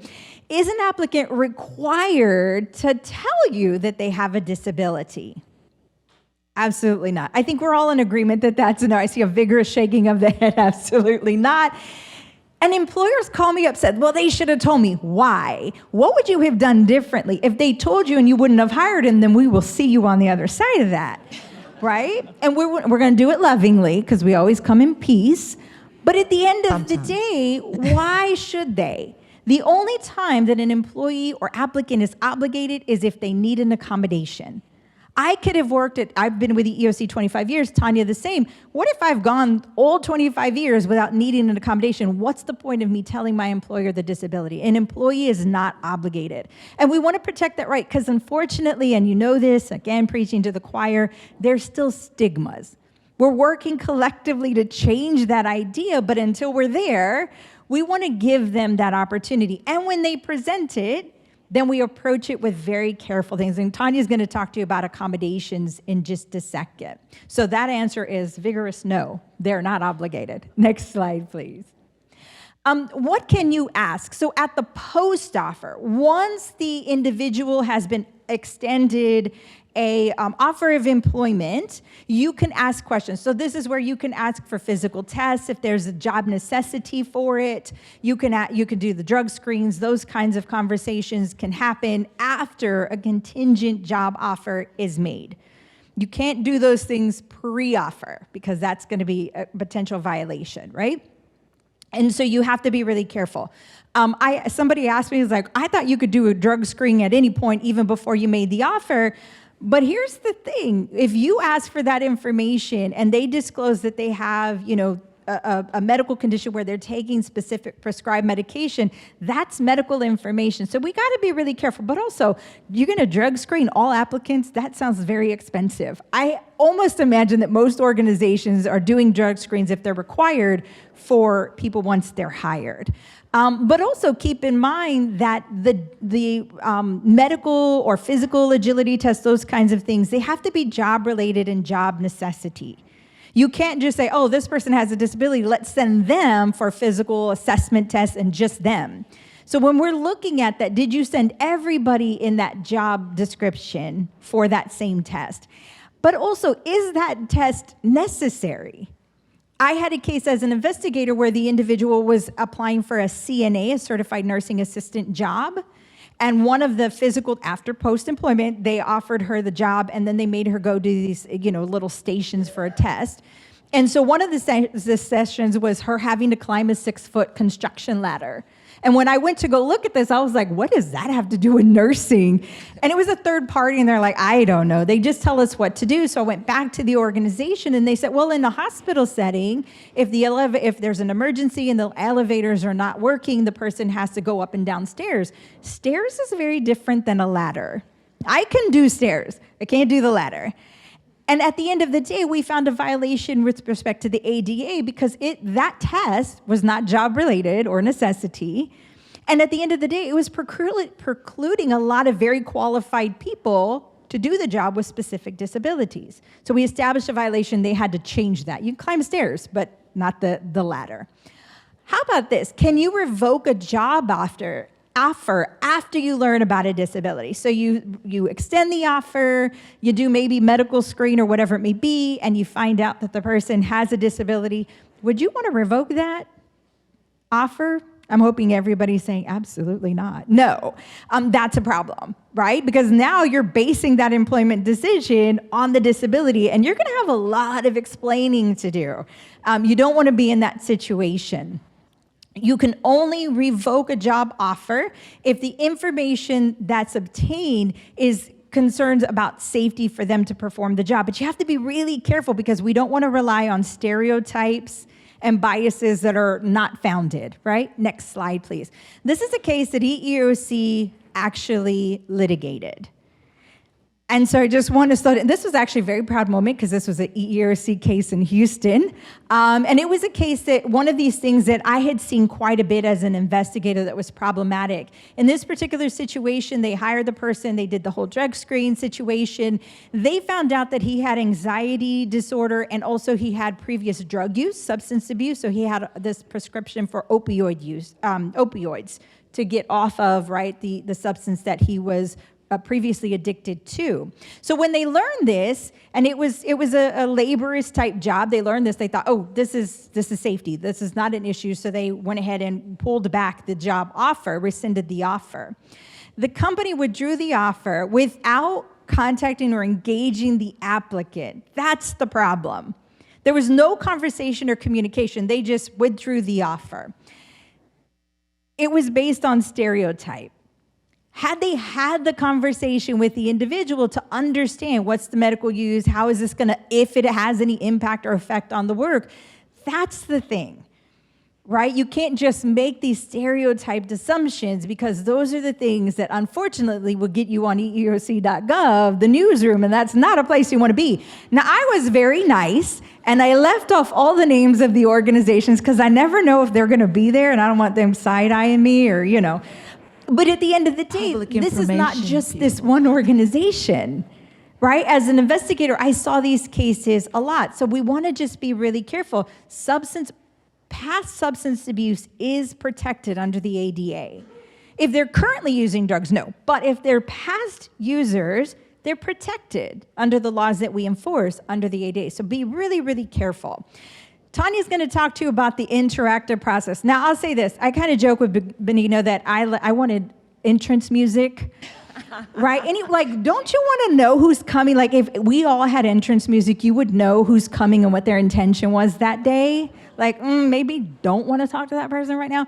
I joked with this a long time ago about my director, and I asked the audience, what entrance music do you think of when you think of EEOC? Now, mind you, they're all HR folks, and we collectively came up with the, the song that follows Darth Vader, Imperial March, right? And I was like, oh, I don't like that. That's not a good song, right? But here's the thing, we want to change that dynamic. Tanya's going to talk to you about the interact. I'm going to leave you with music because now I did you all a favor because when I did a different version of this to that HR group, I sang to them. I asked them to please not rate the content, not my singing. But think about this way, when you think about the interactive process, and Tanya will talk to you about that, who likes 80s, 90s hip hop or rap? All right, great. So DJ Easy, right? Easy and DJ Easy Rock. What is it? I'm thinking Raw Bass and DJ. I got to get it together. It takes two to make a thing go right. When you talk about the interactive process, it has to be two people. You don't do them any favors by leaving them out of the conversation. It takes two to make a thing go right? It makes two to take it out of sight. So that's what we want to focus on. I'm going to pass this over to Tanya, but also think about this. When you go to look at our priorities, there is disability over and over and over again. So we're focusing on it. You should focus on it as organizations as well. Next slide. Harassment, I'm going to leave you with this really quickly. I'm going to pass it to Tanya. It's real. It's happening with great frequency. EEOC put guidance out in April 2024 to kind of give you more insight. Be careful about this because it's happening. It's based on stereotypes and all these false things that happen. Take care of your employees. Everyone has a role to prevent harassment in the workplace, but it really rests with managers, leaders, supervisors. Train, and retrain your staff, especially your leaders, managers, and supervisors, so that they get this part of it right. Tanya, I'm passing it on to you. Next slide. Yeah, Marina makes it seem like we're all happy and good. Well, let me just say this, when she talked about harassment, everybody always asks EEOC for harassment training. And then the first thing they say is, can we get sexual harassment training? Like there's no other harassment that exists, okay? Maybe because I know we're sexual beings, but if we talk about harassment, she's right. It's one of the major issues in the workplace. But when you ask for harassment training, make sure you ask for anti-harassment training that covers every protected class, okay? People with disabilities can be sexually harassed, okay? So that's what I'm saying. We make sure that we cover all that, and thank you for that. She talked about the interactive process, and by the way, I did like your theme song. I'm an old school person. I go way back to Curtis Mayfield. I like Earth, Wind, and Fire and Aretha. So I always think about those things. But the interactive process, she's right, it takes two, and sometimes it takes three. The information that we're giving you about the ADA is like water out of a fire hydrant, and we want you to kind of take sips because the ADA has like 8 provisions. So we're just giving you an overview, but if there's more details or information that you really need, sign up for the training so that we can make sure that you're well informed. So let's talk about the reasonable accommodations. Sometimes they're not as reasonable as you think they are, but they're not as difficult as they. One of the conversations I had yesterday about the reasonable accommodations with the employers was like, okay, can we talk about it? My phone rings off the hook about reasonable accommodations. So what is a reasonable accommodation? It depends again. Depends on the individual, depends on what the disability is. Are they able to perform the essential duties of the job with some assistance? And what does that assistance look like? Again, depending on what the disability is. And does providing that reasonable accommodation allow that person to be able to perform the job like any other person? Oftentimes people think of it as something difficult, something challenging, something expensive to do. And I was so happy to hear a lot of the employers over here on the stage, some of the provisions that they made. The gentleman that was talking about, in the aerospace. Oftentimes people use that, what if the person gets injured? What happens if this, and this is something we look at, we want to take that precautionary measure. But unfortunately, the employee, the person who's applying for the job or that's doing the job, can help you with that process, okay? So you don't get to, kick them out and say, oh no, this is not gonna work, okay? Again, changing the work environment. We're not telling you to change the whole entire job, but we're saying make it feasible for that person to perform the job, because oftentimes you find out, as one of the speakers said to the employers, the person is highly skilled. You underestimated them. So now, they've got the reasonable accommodation, and it could be to your advantage. One of the things I want to talk about is like, if you had a choice to have a house with no windows or no doors, I heard it on the radio this morning. Tell me which one would you choose? A house with all windows and no doors, or doors and no windows? Which one? Somebody said doors, windows. My point is this: having people in the workplace with disabilities, or as Bob said, different abilities, makes it, everybody's feasible, right? The windows and the doors, we can have both. And so when you think about reasonable accommodations, that's allowing them to come in and to make the work environment better, okay? What else you got up here? Okay. So what does providing a reasonable accommodation entail? Again, accessibility to the facility. We talked about applicants too. You don't have to have I have a visual impairment. I can't read that. Thank you. I have 5 minutes. Modifying the application process. So if they're applying for the job, some people don't apply like everybody else. We can talk about AI. When she talked about EEOC, we have strategic enforcement plans. We call that SEP, and the ADA is written all over it. One of it has to do with AI, and the algorithms sometimes will push out people with disabilities because those questions are not answered. And so when people apply for the jobs, they may need a reasonable accommodation, and they automatically get pushed out for that. So we want employers to take a quicker look at that. Look at your algorithms. Look at what methods you're using on this. So we talk about the application process, the modification of the schedule. We all know about modifications of schedule during COVID, okay? Or even the time in which some people receive treatment, or maybe some people use the bus route because they're unable to see and they're not able to drive. Whatever that is, those schedules may be modified, as well as the adjustment to the equipment, which we talked about earlier. Promotion into a position, we're not asking you to promote them, okay? But if they're qualified, please do. We're not saying, okay, well, this is the only job we have, let's put them in there. No, we're not saying that. But if they're qualified, don't exclude them. The same thing when it comes to modifications of policies and procedures. Look at your policies. They may appear to be neutral on its face, but have an adverse inference on people with disabilities.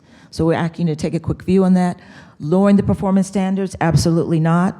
We had an example this morning, they exceeded it. Removing essential functions of the job, nope, we're not telling you to do that as well. Next slide. Okay, the interactive process, and I'm going to zoom through this because this is the most, this is where the problem occurs oftentimes when we cite for violations. Again, I've been with the EEOC for a long time. I've investigated over 20,000 cases. I worked in management in 5 different offices, and every time we cite for violation, it has to do with the interactive process. And so what we're saying is communicate with that person. Communicate perhaps with that medical provider, because we know there are some employees that will say, well, I need this, and I need a chair that's, $1,500. I need this. Yeah, we know, okay? But we're not talking about those things, okay? We're talking about those things that you're able to do. So let's talk to that person. Sometimes a person is not able to tell you specifically what they need, and so a provider needs to come in and be involved in that conversation. Jan is a wonderful source as well. The other thing that I'm saying is that the ultimate goal, of course, of the accommodation is to grant it, if you can, to keep work moving, right? They want to work. You want them to work. We want production. So let's do that. Next slide. Anything you want to add on that? No. She's looking up there. Okay. Can I require documentation? Another frequent question. Just don't ask for their entire medical file. We will cite you for that, okay? Again, me and Marina are a small business liaison, so we're neutral. However, the enforcement side of the EEOC will cite you for trying to get a person's entire medical history. Only those documentations pertain to the reasonable accommodation they may be requesting, or give them a job description so they can match them up. You can ask for documentation if you're still having problems granting that reasonable accommodation, okay? What else do we have here? Records and questions to be only related to that condition and the job in which they are applying for. So we don't get to make up everything that you want to know about their medical history. And this is something that we know that it's important, okay? And then this morning I got a phone call where the employee was saying, my employer has been taking 4 weeks to let me know whether they can grant me a reasonable accommodation. EEOC is looking at that as well. It has to be reasonable. What's taking so long? What y'all doing up there? Okay, it's either yes or no. Or if you need more time, at least get back with that person and give them some type of response. Talking to employers' attorneys yesterday, that's one of the things I'm like, well, why are y'all taking so long? And they, well, we have this process. And it's a beautiful thing to have a process for how you handle reasonable accommodations as long as they're timely. And so we need you to be working, because we want to wait, to be able to work like everybody else, to have the same benefits as everybody else, right?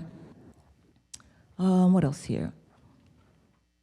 And of course, you know how you're supposed to maintain those documents. That's a no-brainer. They need to be private and confidential. And remember, as a member of management, I work with someone that has a disability. I've been granting them reasonable accommodations. They've applied for a promotion to work with Marina. So Marina's making the interviews. I don't get to say, okay, by the way, Marina, I know you haven't made your selection, but if you pick Bobby Brown, these are some accommodations I provided for Bobby. Because Marina might be in a whole different state. And we know that that conversation is privileged only to those people who need to know. Marina doesn't need to know because she hasn't made her selection yet, right? Now, once she's made that selection and she's hired that person, she can therefore come to you and say, okay, what are some things that worked for you? Do you understand that process? And that's how sometimes we cite for violations, because of the fact that managers share information about, you know, employees' medical history or medical accommodations that they don't need to be sharing with them. It's on a need-to-know basis. So be careful on that one as well. Okay, next slide. You wanted to add something? I mean, she always has this. Okay, all right. Again, a few more things to consider. Train all your staff. We always talked about that. Look at your policy, renew your policies, have conversations with your staff. It's great that you hire people with disability, but you also need to make them feel welcome. Don't just check the box, right? And so if you're a person with disabilities, have that conversation with your supervisors, and supervisors have that conversation with your HR representatives. Do your checks and balances. Are you doing okay? Is there anything else we can do for you? And have communication with other employees, because they need to be able to be comfortable in how they have conversations and be guarded on the things that they say, because we were talking about that earlier today. Some of the things that they say, it's like, oh, why would you say that? So we talked about that. Again, be proactive. Don't wait to EEOC to say, oh, okay, where's Tanya's number again? I got to call her. We're kind of in trouble. And I always tell people, do not make independent decisions when it comes to reasonable accommodations for people with disabilities. Make sure you have all the resources necessary. And I like that, Marina. She wrote that. When in doubt, reach out. That's all I got. Thank you so much. Thank y'all so much. And if you do have questions, I overbooked as well as she. We're very busy, but please don't hesitate to reach out to us. We're happy to help. And we're going to leave you, because I like leaving you with songs stuck in your head, right? Happy from Pharrell. We're happy to be here. We're happy to help. Please don't hesitate to reach out to us. We appreciate your time. Thank you, Melinda, for inviting us.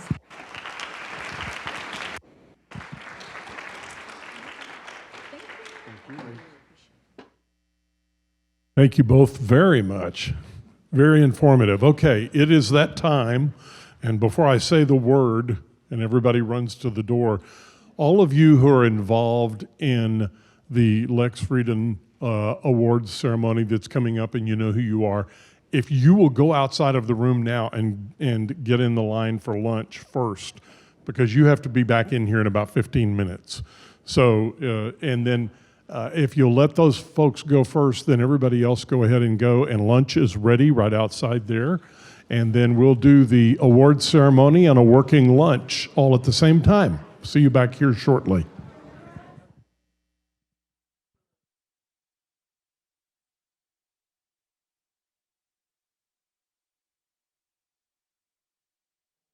We're going to go ahead and get, we're already in a delayed start for this. Took a little longer for lunch than we anticipated, so. Okay, I'm going to turn this one on. Can you still hear me here?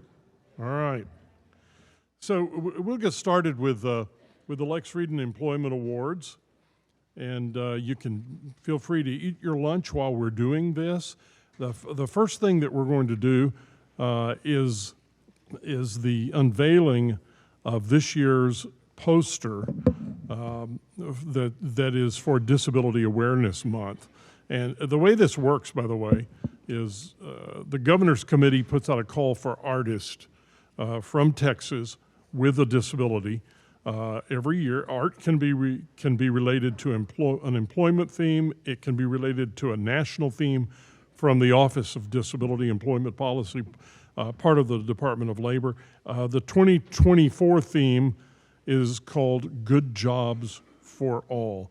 And I'm going to bring Norm Kiki from the the governor's Committee on the People with Disabilities up, and we're going to call Annette Adeyobo, who is the current Miss Texas, to come up and help us with this. And we're going to have the unveiling of this year's poster right here, right now. Annette and Norman. And Bob is responsible for the drum roll.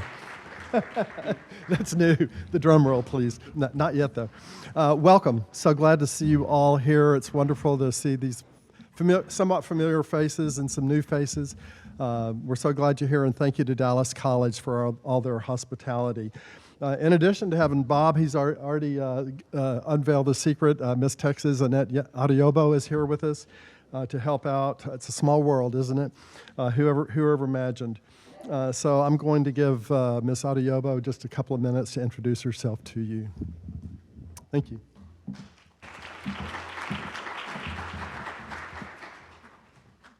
Got to bring this all the way down because I'm really short.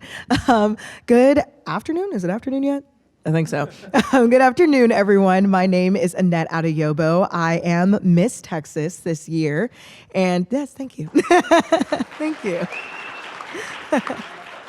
Yes, and for those that need it, I am a Black female. I'm wearing a sash that has Miss Texas on it and a crown and a black and white dress. My platform as Miss Texas is autism awareness, safety, and education. And so I have the incredible honor and privilege to travel across the state of Texas advocating for my platform. It all started with my younger brother, who is autistic and on the spectrum, and he is nonverbal as well. And he actually wandered out of my high school into a busy intersection about a half mile away from my high school. And it was my dad who actually found him wandering on that intersection, and we weren't notified that he was missing, neither was law enforcement on campus. And so that encouraged me at a very young age to really prioritize autism education in our schools and with our law enforcement. And so as Miss Texas, I've gotten to work with 2 North Texas law enforcement agencies. I get to go to different schools across the state of Texas. Actually, yesterday I was in Fairfield, Texas, giving my school program about autism awareness and teaching young kids how to be good peers to those with disabilities and different abilities, and then going to organizational events like this and supporting the initiatives that nonprofit organizations do to provide more resources and equitable access to individuals with different abilities all across the state. And I'm just really excited to be able to take this platform to the national stage at Miss America in 59 days exactly. So yes, yeah. And should I win Miss America, I would actually be the first Miss America with a platform related to autism awareness. And so I am very, very encouraged by that hopeful opportunity to give autism awareness and disability inclusion in general the national platform it deserves, because we have seen time and time again that resources related to disability inclusion keep getting cut. If you haven't seen the latest in Texas Tribune, $607 million have been slashed in Medicaid funding for those with disabilities in our education system. And so I am empowered to work with each and every one of you and hopefully be colleagues in the future to improve Texas's ranking in the nation for disability inclusion programs, resources, and equitable access. I'm excited for the rest of the day. Thank you.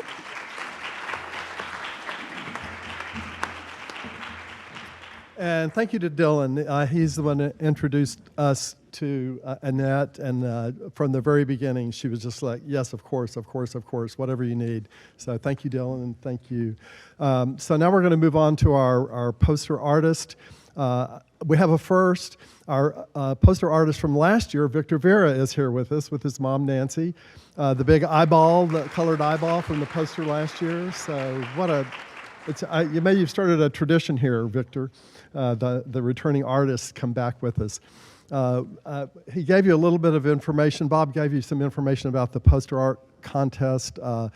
Art starts coming into the office, and I have 7 judges from the art world. They don't know each other. They get the information discreetly, submit their votes back to the office, and it kind of turns into a horse race. But this year's winner, it was kind of a horse race at the first, and then all of a sudden, Kidham's art surfaced to the top, and I'm thrilled with it. we're going to give him a couple of minutes to introduce himself, and then we're going to do the unveiling for you here. So come on up, Kidham.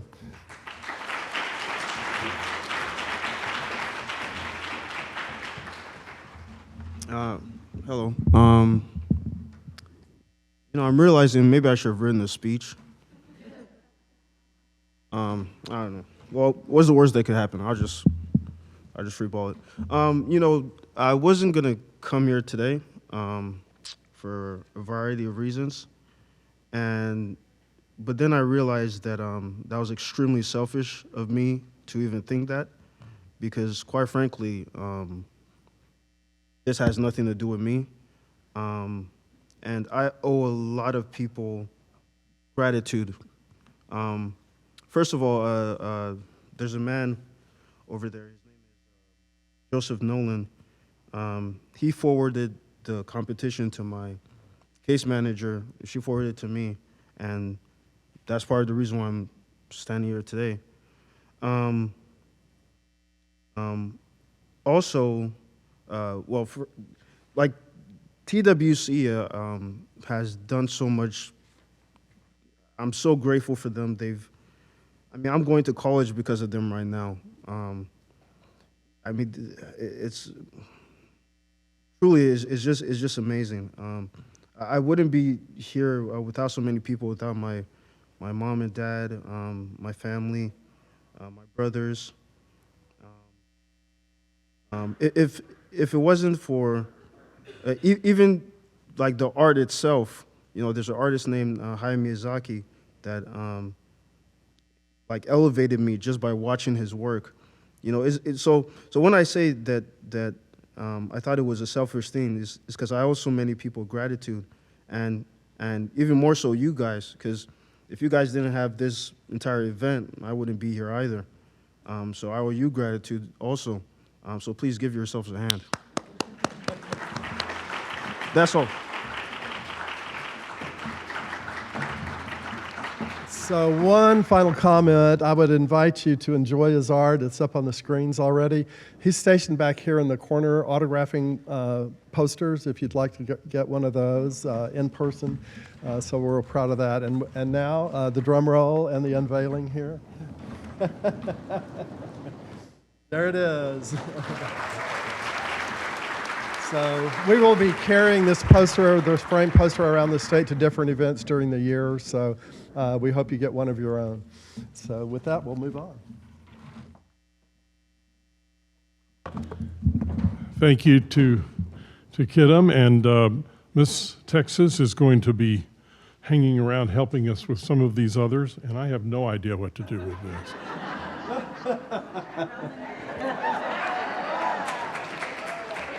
Hope it matches. I'm just,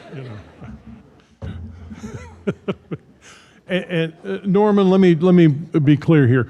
Are there copies of the poster? 100 copies of the poster back here. And if you go back here and you're very nice, you can probably get him to sign those for you. So he's going to be back here at that table back in the corner. So we're going to move on here.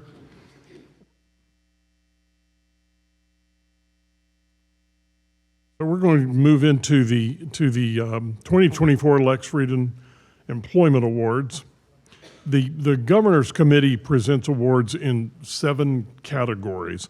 5 awards are related to employment, employers that have fostered a diverse, inclusive, and accessible workplace. They've developed innovative ways to integrate people with disabilities into the workplace.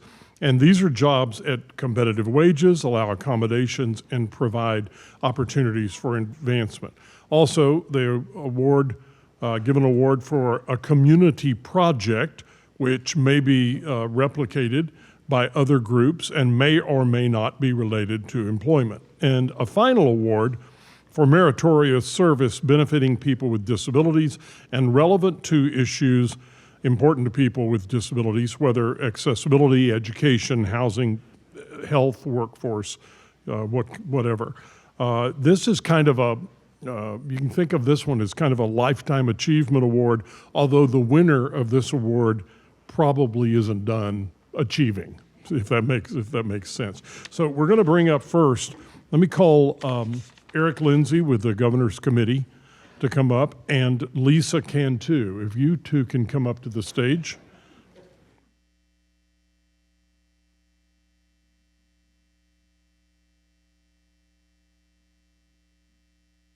And they will be right down here in front of the stage. And do you want to tell them about, are you going to tell them about this award here and announce this? Okay. Absolutely. Good afternoon, everybody. Just in a moment of levity, we had a conversation about getting on the stage to present the award or doing it down here, and we decided it would be better to not risk a second spinal cord injury and stay down on the floor. So for those of you in back, hi. I'll be presenting the Large Employer Award to Toyotetsu, Texas. Toyotetsu, Texas is committed to being a leading employer, which is also actively engaged in the community. Toyotetsu recognizes the benefits of having an inclusive workforce and places a strong strategic focus on creating partnerships with organizations that work with diverse populations. The company engages in interactive process to determine accommodations which support an applicant's or employee's needs to help them be successful in their positions. They want to motivate employers to become engaged and to encourage individuals with disabilities to plan for the future and consider a career in manufacturing. I'm super excited to introduce the winner of the 2024 Lex Frieden Large Employer Award, Toyotetsu, Texas, represented by Ms. Leslie Cantu. Please help me welcome and congratulate her.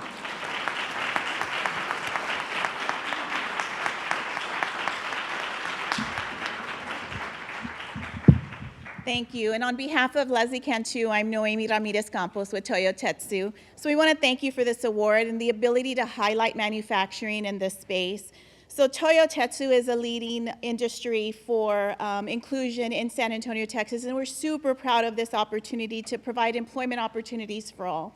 So when we looked at creating a program, we realized that we really didn't have to create anything. It's something that we already have and live by daily at Toyotetsu. So we established a program for our friends with special abilities to be able to introduce manufacturing. So we've invited our friends to join us for a 13-week paid internship program where they can get an introduction to manufacturing, build some skill sets that are not only for Toyotetsu, but anyone in the industry. Additionally, we also give them an opportunity to not choose to go through the internship program. If they feel ready, they're welcome to submit an application because as I talked about, Toyotetsu is inclusive every day, 24 hours a day, 7 days a week, 365. So with the training model that we have, it meets where the employee is, and I think that's ideal in this space as well. So when we're meeting them, this model allows anyone who's interested in manufacturing to be able to work in the manufacturing space. So our team works in the spirit of what is called Mendomi. Mendomi is a Japanese word that means we treat others like family. So I think that's allowed us at Toyotetsu to treat everyone like family, to help our friends and their family feel comfortable in the manufacturing space by visiting our site, asking us questions, and being available all the time. So thank you for recognizing Toyotetsu as a leading industry partner in this space and for allowing us to continue to break barriers, build bridges, and build futures. Thank you.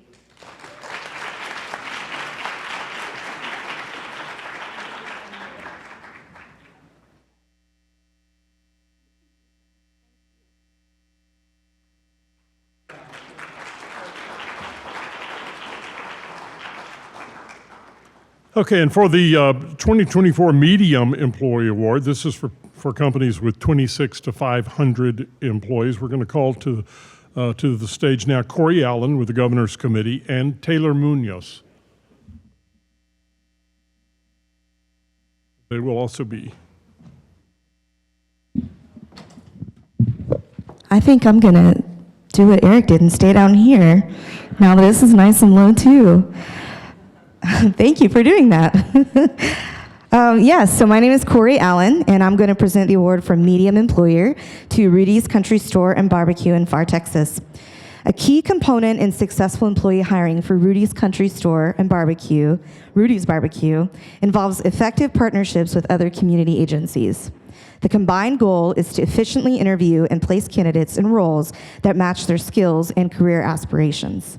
They also support other employees who may need additional assistance with the basics of food, shelter, transportation, healthcare, and more. Rudy's approach to leadership and understanding contributes to the integration of individuals with disabilities into their workplace. The diverse range of positions held by employees with disabilities highlights Rudy's commitment to inclusivity and the value placed on the unique contributions of each team member. This also teaches everyone the important lesson and the benefits of teamwork and support. Please help me in congratulating Rudy's Country Store and Barbecue in Pharr, Texas, and General Manager Taylor Munoz.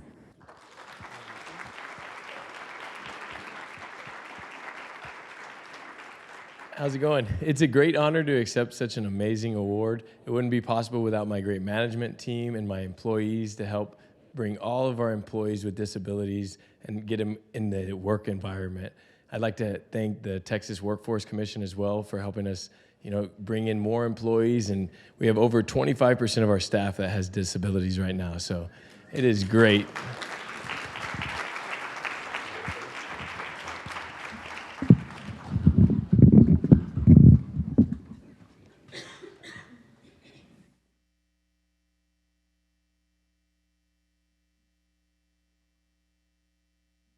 Okay, moving on, let me call Emma Faye Rudkin with the Governor's Committee. Is she still here?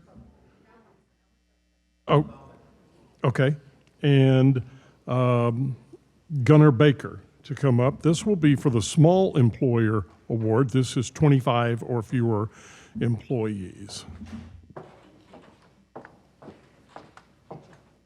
Emma Faye had to catch a plane, so I'm going to do the best impersonation of that beautiful young woman that I can. Global Data Technologies, GDT, philosophy revolves around the principle of hiring the most qualified individuals based on their skills, their qualifications, and ability to contribute effectively to the team. The employer is committed to creating an inclusive workplace where diversity is celebrated, and each employee, including those with disabilities, can thrive and advance their careers. Hiring is based on meritocracy. That was a new word for me. Meritocracy and fairness. GDT offers tailored accommodations, specialized offices, flexible work schedules, woohoo, and much more with the goal that all employees thrive and contribute to the company's collective success. So I'm so proud to announce that our 2024 Small Employer Global Data Technologies and their Director of Business Development, Gunnar Baker. Please help me congratulate him. Thank you. Thank you so much. I don't know how I follow Rudy's Barbecue. That's pretty hard. I'll go get some cream corn after this. So my dad started Global Data Technologies back in 2014. I was 14 years old at the time, and I really didn't know what it looked like and what it meant. And he started with 3 employees, and they decided that they were just gonna take it as it goes.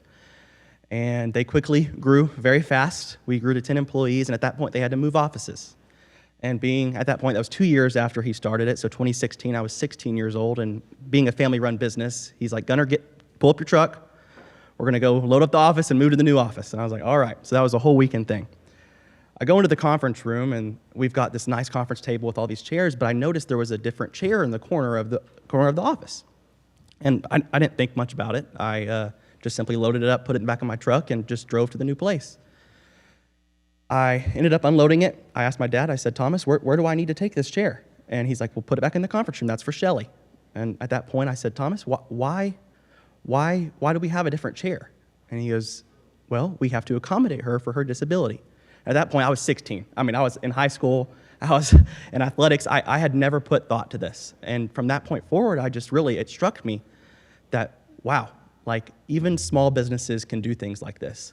And so I can say right now that Shelly is still with us. We are in our 4th office, and her chair is still sitting right there in that corner. And even during COVID, I loaded it in the back of my truck and took it to her house, and she worked from home. So yeah, it's been something inspiring. And as I graduated college and came back to work for my father, we were interviewing a lady that came into our office. We had no job posting. We had nothing on Indeed or anything. And she walked in the office and handed my dad a resume, and she goes, "I want to work here." And my dad, I mean, none of y'all really know him. That just speaks to him. He's like, "Let's interview right now." I'm like, "Thomas, we don't have a job. Like, we don't." And we get into he calls me in there, and he's teaching me. He's going to pass the business to me eventually. So he's teaching me all these things about business and what it means. And I'm sitting in there, and this lady discloses to us that she is disabled, that she is partially going blind. She's completely blind in her left eye, and she's losing sight in her right eye. And she has never graduated from high school. And she has been looking for a job for over 2 years, and she's in tears. My dad stopped her and said, "Lynette, you are hired right now, right here." And I teared up because right behind her, I could see Shelly's chair, and in the corner of the conference room that had been there for the past 10 years. And so I just want to thank the Texas Workforce Commission. I want to thank Zach Peterson with the Veterans Commission for nominating for us, and I just continue, and I will try to preserve and push forward with diversity and inclusion in the workforce as I take over. So thank you.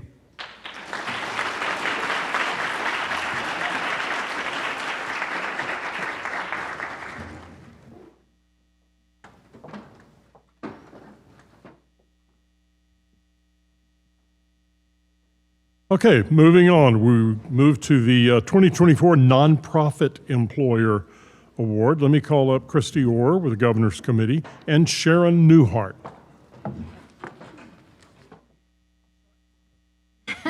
Perfect, thank you. A core value of Morgan's is to empower individuals with disabilities to do things they may have thought were not possible. This may include anything from riding a wheelchair-accessible Ferris wheel at Morgan's Wonderland to working at an organization that lives and breathes a philosophy of inclusion and accessibility. We know that accessible work and play are incredibly important for individuals with disabilities. The organization's leadership actively seeks to hire individuals with disabilities at all levels of employment and provides disability inclusion training to all employees. The philosophy at Morgan's is to assess what people can do and not focus on any perceived limits. They look at an individual's interests, skills, and abilities, then find the right fit, the right job, the right team for that employee. It pleases me to introduce Morgan's Director of Inclusion and Culture, Ms. Sharon Newhart.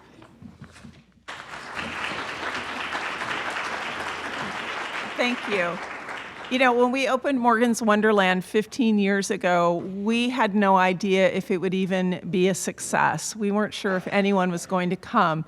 And in those 15 years, we've welcomed individuals with disabilities and their friends and their families from over 123 countries. But we're just getting started, like our founder Gordon Hartman likes to say.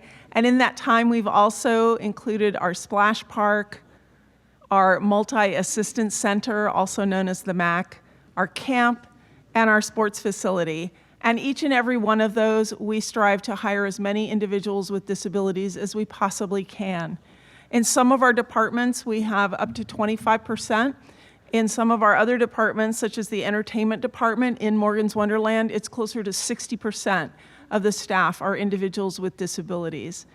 So, like I said, we're just getting started. We're looking forward to opening a hotel, an ultra-accommodating hotel, and other entities that we're very excited about, and we look forward to continuing the work towards hiring individuals with disabilities in all of those entities. Thank you to the commission, to the committee, and to my fellow honorees and our esteemed guests today. Thank you very much for the warm welcome, and we look forward to continuing the work with you.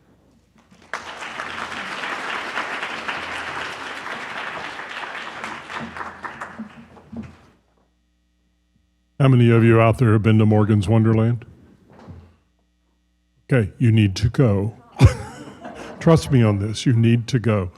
In 52 years of doing Texas Country Reporter, that's one of the most meaningful stories as voted on by our entire staff that we ever did. They were in the top 10 most meaningful. So please go to see Morgan's Wonderland. Yes. Okay, moving on now to the 2024 Entrepreneur Award. Dylan Rafferty, if you'll come up and bring Tiffany Martin. This award is for an employer with a disability who has shown extraordinary ingenuity and drive to create and sustain a successful business, one that has created jobs and offers accessible services. Thank you, Bob. Appreciate it. Hello, everybody. How's everybody doing? All right, wonderful. Well, I have the great honor and privilege of recognizing Mrs. Tiffany Martin. She is currently the CEO of Janssen Co., as well as Viviotech, a leading company that is women-owned, 100% women-owned, minority-owned, and disability-owned enterprise. Through Janssen Co., she brings over 50 years of collective experience in blending digital strategy with artificial intelligence. Their diverse team is the greatest asset, providing unique perspectives and expertise.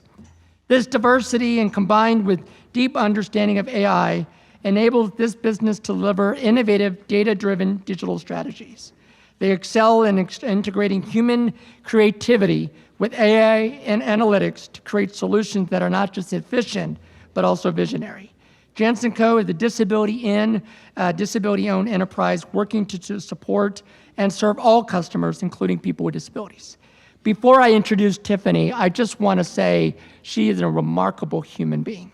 She not only serves on the executive board for the North Texas Disability Chamber, but her commitment to accessibility and inclusion cannot be unmatched. But I will also say is that her leadership over the last 4 years have been incredible. Just watching her from just starting from the very beginning, but I'm honored to not only work with Tiffany, but also to see her service and her work blossom, not just in North Texas, but across the great country. So please welcome and introduce Tiffany Martin of the Entrepreneurship Award.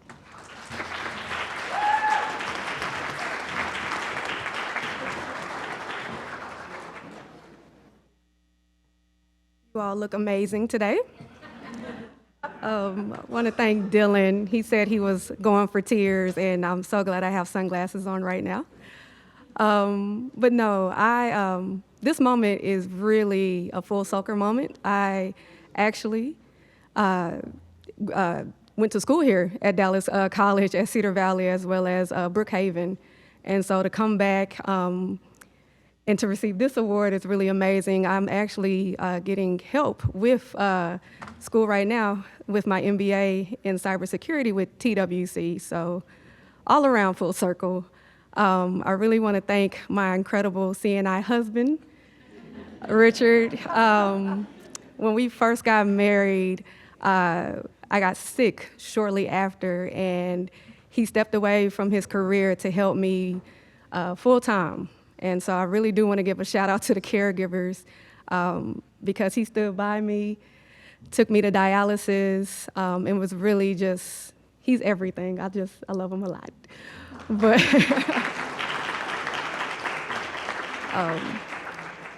additionally, I want to thank my parents, my father.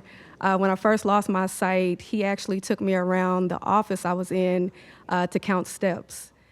He said I was going to keep my independence regardless of what happened. And I'm here just now standing before you just to honor everything that he put into me, as well as my mom, who is in the audience.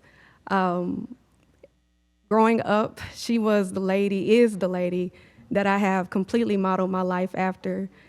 She went back to school with 3 teenage daughters at the age of 40, got her degree, went to work full time, kept a home tight-shipped, and anytime I feel like I can't do anything, I just think of my mom. And so it's just a real pleasure to stand before you all today with 2 companies under my belt, and I'm still pushing to make sure that I cover all marginalized communities. And so I thank you.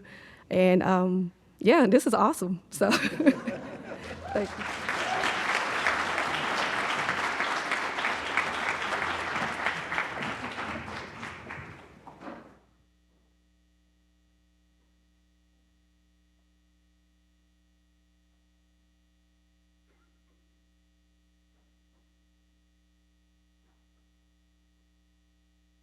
And next up, we have the 2024 Martha Arbuckle Award. This award recognizes an innovative local project, one which could be replicated in other communities. It is named in honor of Austin's longtime disability advocate, Ms. Martha Arbuckle. And if we can call Billy Blanchard back up, and Jackie Miller, Christina Clark, and John Fleming to the stage, please.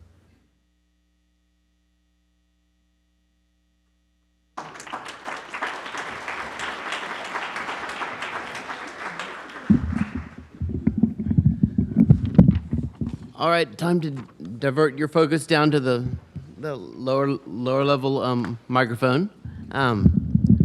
Okay, the Houston-Harris County DAFN Committee is the purpose of the Disability Access and Functional Needs DAFN Planning Committee is to bridge the gap between the whole community and emergency management before, during, and after disaster by advocating for equitable and accessible best practices, programs, and services. An inclusive workshop, best practices, programs, and services, an inclusive workshop was conducted for individuals with disabilities, their caregivers, and families to enhance their preparedness for the range of threats and hazards that may impact the area, which I guess we can, was probably evident during the recent Hurricane Beryl. And this was the Disaster Readiness and Resilience Clinic.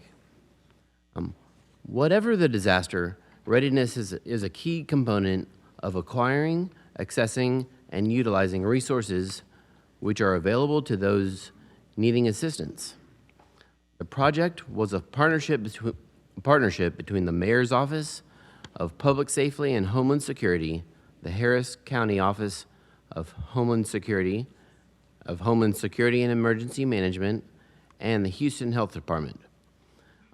Congratulations to Jackie Miller, Christina Clark, and John Fleming for putting together this important effort. Please help me welcome them here. Thank you. Thank you. It's very humbling being here amid all of you and legends like Martha and Lex and Ron, and to hear all the stories today. It's just very humbling. And also to be with my peers here, Jackie Miller, Christina Clark, and Stephanie, please, if you would stand as well. Stephanie Duke, who nominated us, but is also a key part of our committee. I'd be remiss if I didn't mention one of our other colleagues who isn't here, Ricky Harris, who provided us great informational insights into communications and how we can address the needs of the deaf and hard of hearing community. He's been very instrumental with the committee and has helped us really gain insights in that communication strategy piece. So we're honored to be associated with Martha Arbuckle, and it's just a tremendous honor to receive this. I wanted to note that this Disaster Readiness and Resilience Clinic that we held had a number of firsts. One of the firsts was we actually used the State of Texas Emergency Assistance Registry to recruit people to be part of the clinic, but also to be key informants to us in focus groups before we conducted the clinic.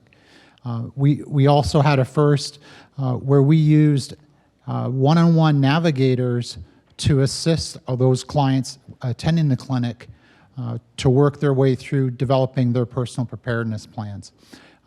keep in mind, all we're trying to do with personal preparedness is get people ready to deal with disasters, to either hunker down and shelter in place at home or to evacuate away from the impact area. And this sounds very simple, and we have a number of slogans like make a plan, build a kit, stay informed, know your neighbors. These just tend to really oversimplify it. It's actually pretty hard work, and it's much more complex than those slogans would lead you to believe. It's hard because how do you motivate people to put the effort in to get prepared, to be ready for that next major storm, that next disaster? It's really hard to motivate people to do that work. It's complex because although we think in terms of the basics, food, water, and care, we have to also consider things like FEMA, flood insurance, health insurance, base flood elevation considerations, your prescriptions, your DME needs, your transportation needs, your communication needs. So it's much more complex, and it really takes a village to address all of these concerns. So we brought together, and this is one of the other firsts, quite a number of experts to help people do that hard work of building their personal emergency preparedness plan. So that was the third first associated to this clinic. And I'm very thankful for this opportunity and this award. Thanks to Stephanie for nominating us. And I'm sure the group would agree. It's just a great honor and very humbling experience to be here. Thank you all.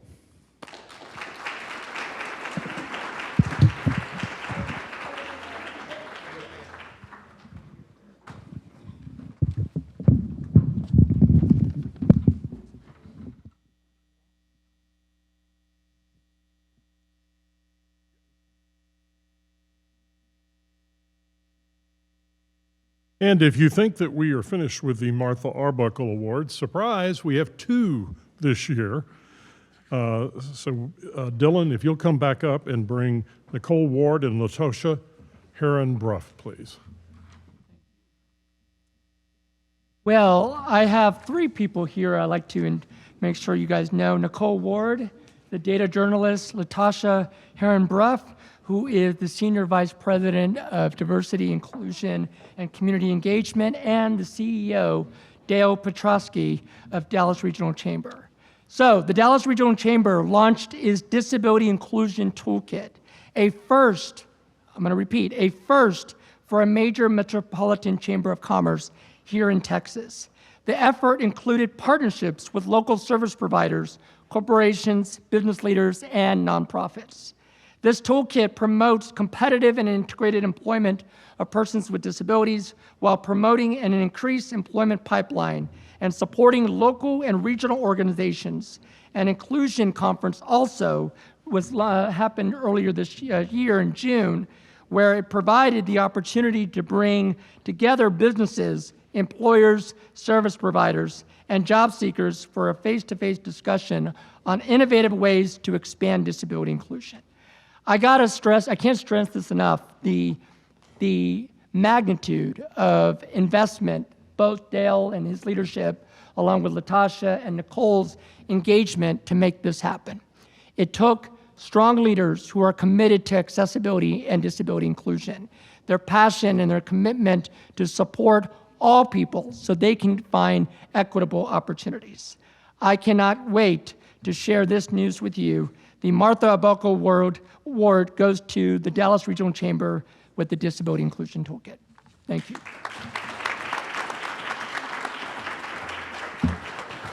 Thank you, Dylan. I want to say thank you to the committee, the Governor's Committee for this award. Thank you to the North Texas Disability Chamber for your partnership and your continued advocacy.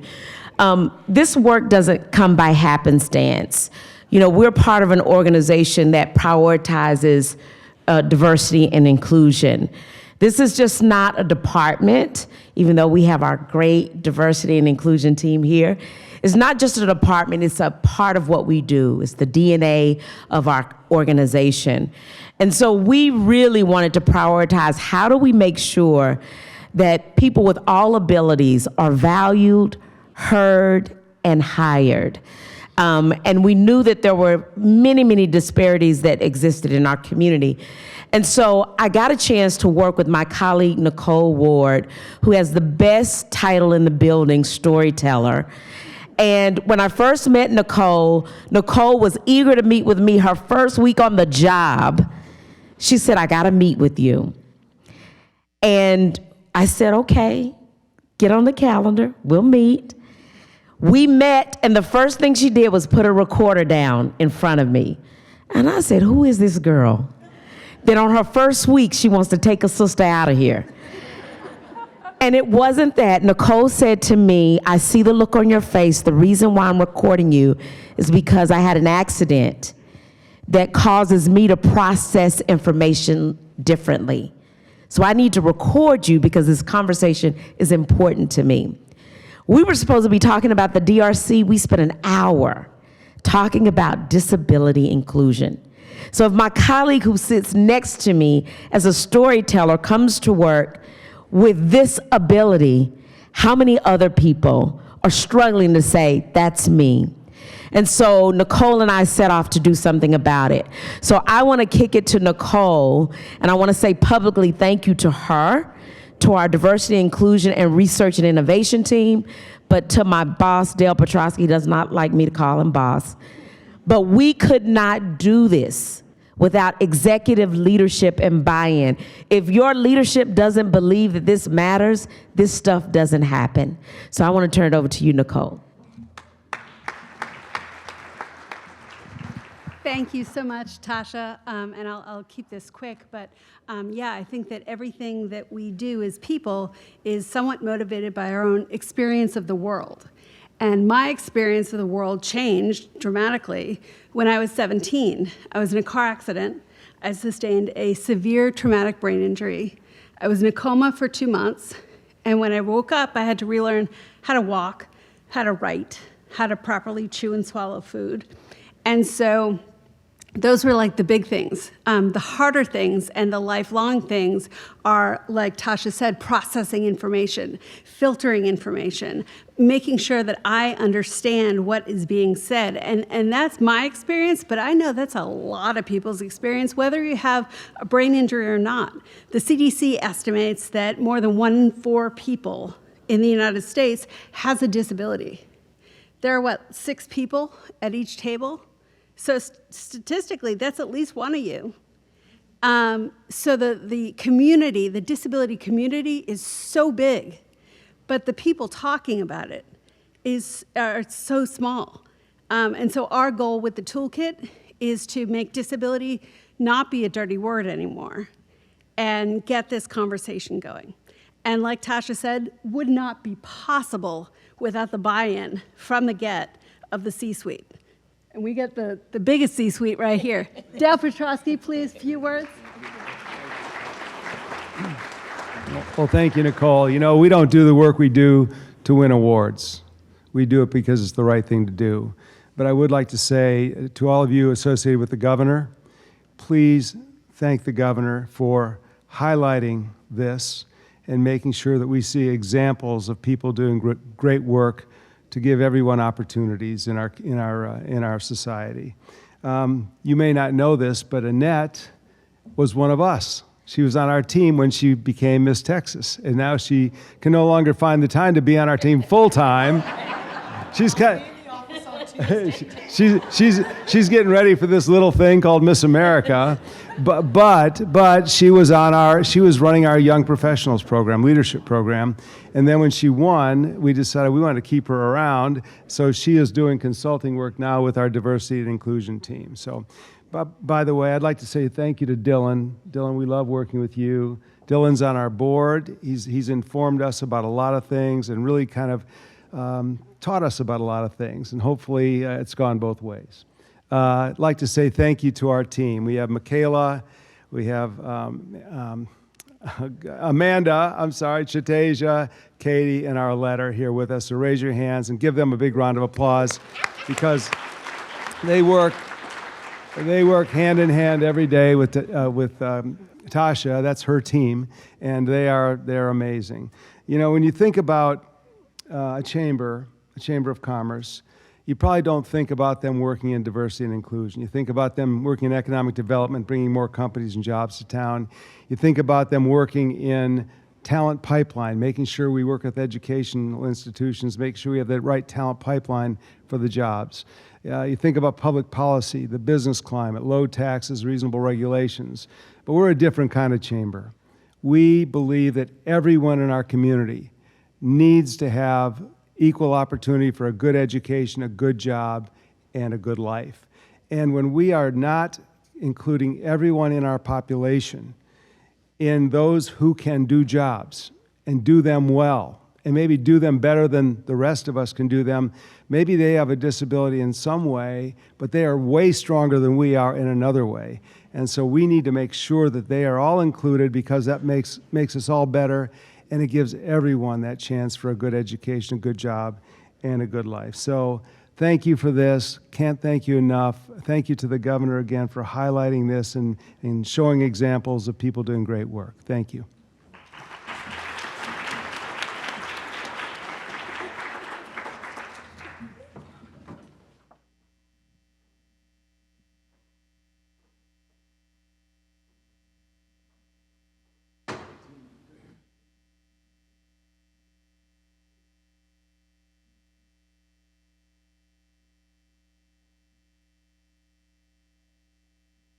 Okay, moving on. We can have Ellen Bauman come up, and Rebecca Cagle. This is for the 2024 Governor's Trophy Award. This is the Governor's Committee's highest honor. It's awarded to someone who is, am I in the right place? Yes, I am. Okay. Don't want to be spilling the beans too early. Success in enhancing the empowerment and employment of Texans with disabilities. The award recognizes long-term commitment to the community of persons with disabilities at the community, state, and sometimes even the national level.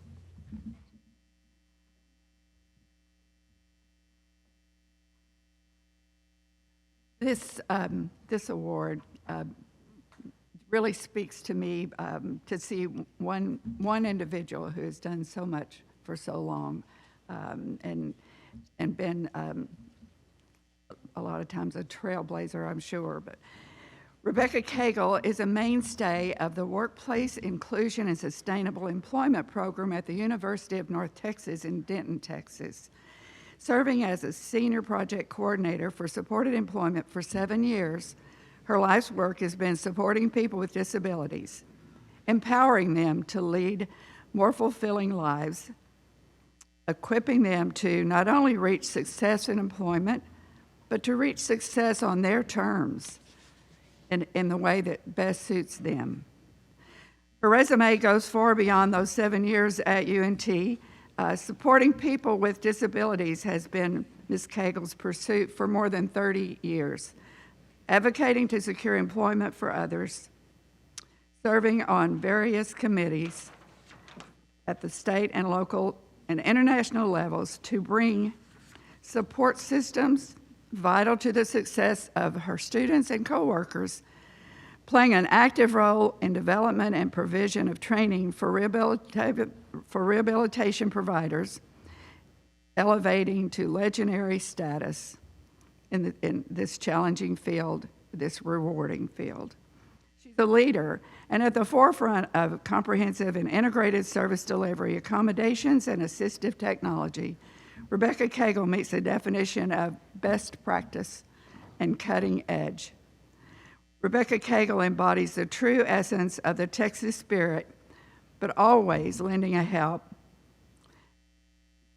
helping hand and demanding for her students, her coworkers, and herself what she knows is right.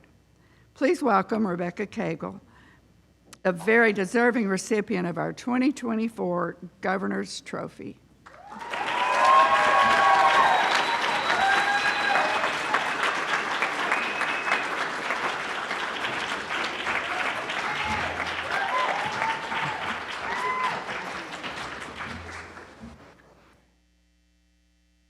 Thanks, everybody, and to all of the recipients, congratulations to you as well.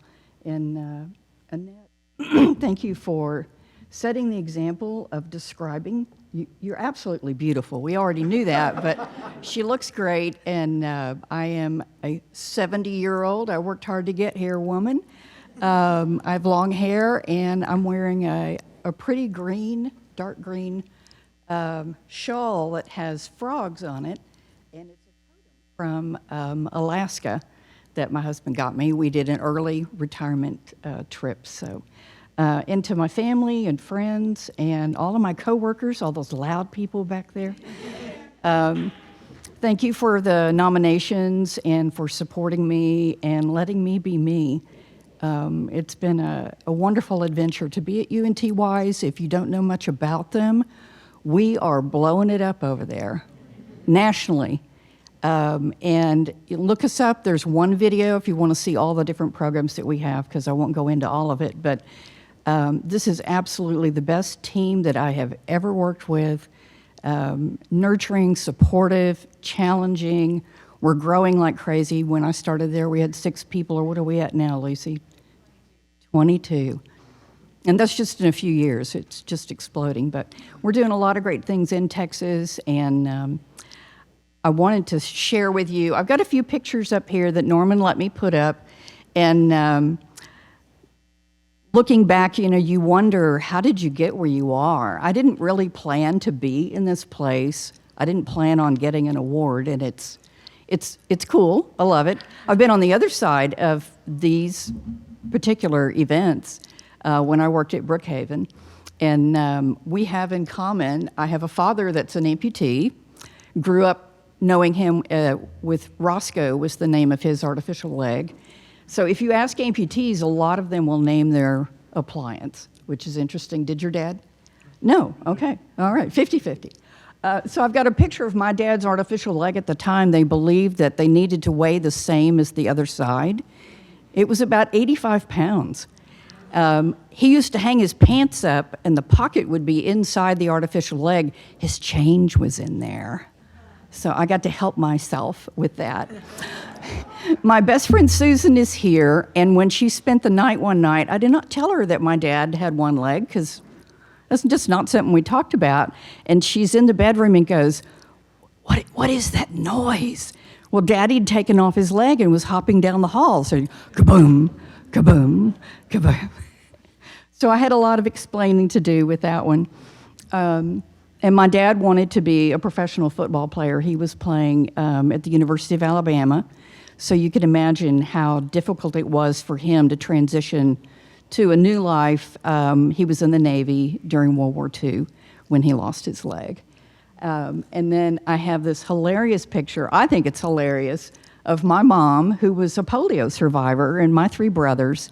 And my mother's father actually owned a carnival and had little people that worked at the carnival, and my mother talked about them a lot. She goes, I even dated one. It's like, okay. But she had a very varied background, and she really believed in volunteer work, and being a Cub Scout was one of those things. And I'm the youngest in this group. I survived them. And they did something called patterning for volunteer work with someone with cerebral palsy. And Teddy was probably 10 to 12 years old, had severe CP. I knew nothing about CP, and I had just learned to read Cat in the Hat, my first book. And they let Teddy go through the patterning, and you put people through a crawling motion to help the muscles gain some strength and memory. So they asked me, would you like to read to Teddy during the break? Absolutely, I wanted to show off. And Teddy's sitting in a special chair, her hands and arms are going in all different directions, totally nonverbal. And I start reading Cat in the Hat, and I remember my brain going, wow, how are we going to communicate? This is a whole new experience, and it was a mystery for me. This whole experience to where I am today, it's a mystery getting to know people, isn't it? And how they do what they want to do and get around and be in this community. So I read to Teddy, and I remember seeing her eyes. I never saw somebody's eyes dance before. But Teddy caught me, and I remember looking at her and saying, you think you like that page? You want me to read it again? And her eyes would dance. She bit me. not physically, but she bit my heart. So that was the beginning for me. Even though I'm sure my mother and dad planted some seeds, they never thought about me going into something disability related. But I remember my dad, before the ADA, he had to walk a long way, and you know how hot it gets in the summer. Artificial leg, you've got that stump in there. The first thing he'd do would be to take his leg off and dress his wounds on the end of his stump. That was our normal day. So when the ADA gave him a parking place where he didn't have to be injured just to get to work and back was a wonderful thing. Let's see. These are some of my colleagues here. We actually got to go to Washington, D.C. and talk with some congressmen about some different things. I am not a political type person. It just never was something I got involved in, but somebody said, you need to do this. If you ever get an opportunity, take it. It was so wonderful, and they taught me so much about things that are disability related. And all I had to do was share stories about people that I had worked with. And then I wanted to say that when I worked at Brookhaven College, I got to work with a lot of different students that were from other countries, and I think that's where I got interested in learning more about international things. And sometimes I think with the ADA, we think that the U.S. is the one that really has it going on. There's some other countries that are really doing a lot of good things, even better than us. For one thing, Governor, in Australia, if you're a person with a disability, you can make up to $100,000 a year before it affects your medical care. Yeah, wow. We got a long way to go with that. And I know that because one of my students is in Australia and doing very well. And I also think that the other thing that working with people with disabilities, and I am one, I was in a coma for a week from a high fever when I was a kid. And they didn't have neurodiverse back then. But I think of myself kind of like a clipper ship, and some of those sails have some pretty big holes in them, but I can still get to the target, right? And I think we're all like that. We all have areas that we have strengths and weaknesses. I want to thank my mentors. When I started at El Centro in '72, you know what he left out was the pop art that was on the walls. And I don't know if the elevator did this when you were there, but a lot of times it wouldn't go because we had too many people. And so if everybody jumped up and down on the count of 3, the elevator would go. See, it was wild, crazy times then. We smoked in class, drank Cokes, yeah. I was braless. We had our platform shoes, yeah. And then years later, fast forward, I went back to Brookhaven and got my degree after I had kids. And then I went back and got my master's in my 60s. So it's never too late to go back to school. And I do love assistive technology. And I know you've heard about Employment First, right? We're all here because of that. But there's also Communication First. If you haven't looked that up, look that up. Because isn't communication everything? If somebody comes to you, employers, and they are nonverbal and they're using a device that speaks for them, how are they going to even get to an interview with you? Ponder that one and see what kind of answers you come up with. Technology first is the other one. Texas is not yet a technology first state, but I hope that one day that we will be, and to also remember that it's person-centered, even with technology, and not just to find the technology, but to continue to follow up, follow through, reassess, because it might be great the first month at work, but as they advance, it might not meet their needs. And it's just like the rest of us, right? We're always growing and evolving, and technology needs to do that in a cooperative way.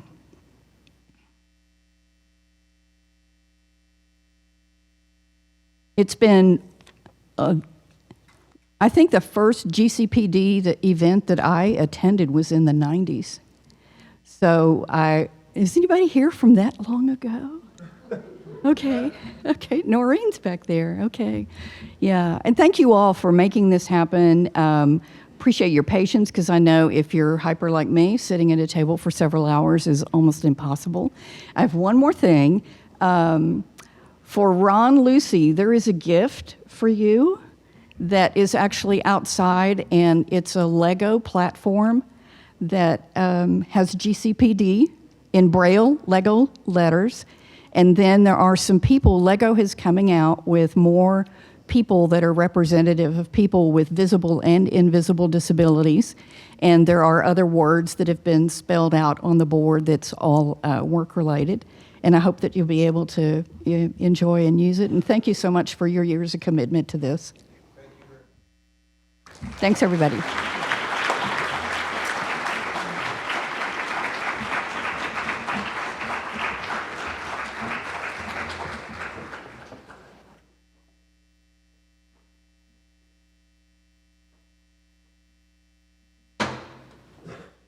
And before we get, real quick, Annette, let me just call you can stay right there.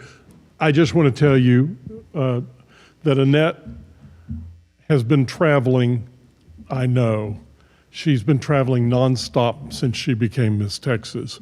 And I'm talking about going all the way from Lubbock to Corpus Christi, back over to somewhere else in West Texas to East Texas, and back to Corpus Christi all in a couple of days. This is normal for her.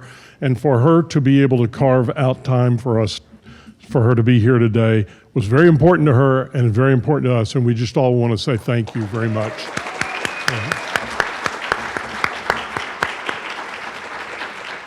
Okay, now it is my honor to introduce a remarkable leader and a dedicated servant to justice, Judge Leila Lawrence Mays. Judge Mays is known for her fairness, unwavering work ethic, and warm, compassionate spirit that lights up every room that she enters, with a warmth, a smile, and a powerful commitment to making a difference. Judge Mays has made a profound impact in her community and beyond. Among her many accomplishments, she founded the Successful Treatment of Addiction Through Collaboration, STAC, court, providing critical judicial oversight and support for more than 250 felony probationers. This innovative post-adjudication drug treatment court has been a lifeline for individuals seeking to rebuild their lives. Judge Mays began her groundbreaking work in specialty courts with the Divert Court in 2002 and went on to establish and preside over the Intensive Intervention Program Court from 07 to 09. A devoted member of St. Luke Community United Methodist Church for over 30 years, Judge Mays embodies community spirit and service. She is a proud graduate of the Thurgood Marshall School of Law at Texas Southern University and has deep roots in Texas, hailing from Austin and studying at Lyndon B. Johnson High School and the University of Houston. Please join me in welcoming a trailblazer in justice and a true inspiration to all, Judge Leila Lawrence Mays.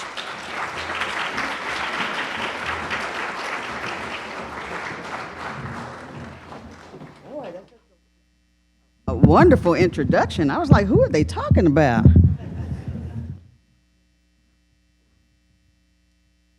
I'm also going to go ahead now and bring up Miss Nikki Prince. Works for Health and Human Services. I don't know if they had the whole bio. As we kind of go through, I'm going to tell y'all a little bit more about Nikki. Good afternoon, everybody. I know y'all just ate, didn't you? You had to situate this. There we go. Well, my name is Judge Leila Lawrence Mays.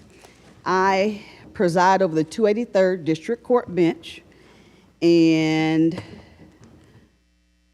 we're going to talk a little bit about something that y'all probably have not talked about before. It deals with specialty courts. Thank you. So the court then, and I guess I kind of want to start from the basics. So let me ask y'all this. First of all, let me see who's here. Who is an employer or someone that has anything to do with hiring people with disabilities? Can you raise your hand? Ooh, good. Y'all the ones. Don't y'all leave without getting my contact information. I've got to talk to y'all. Who's everybody else that's here?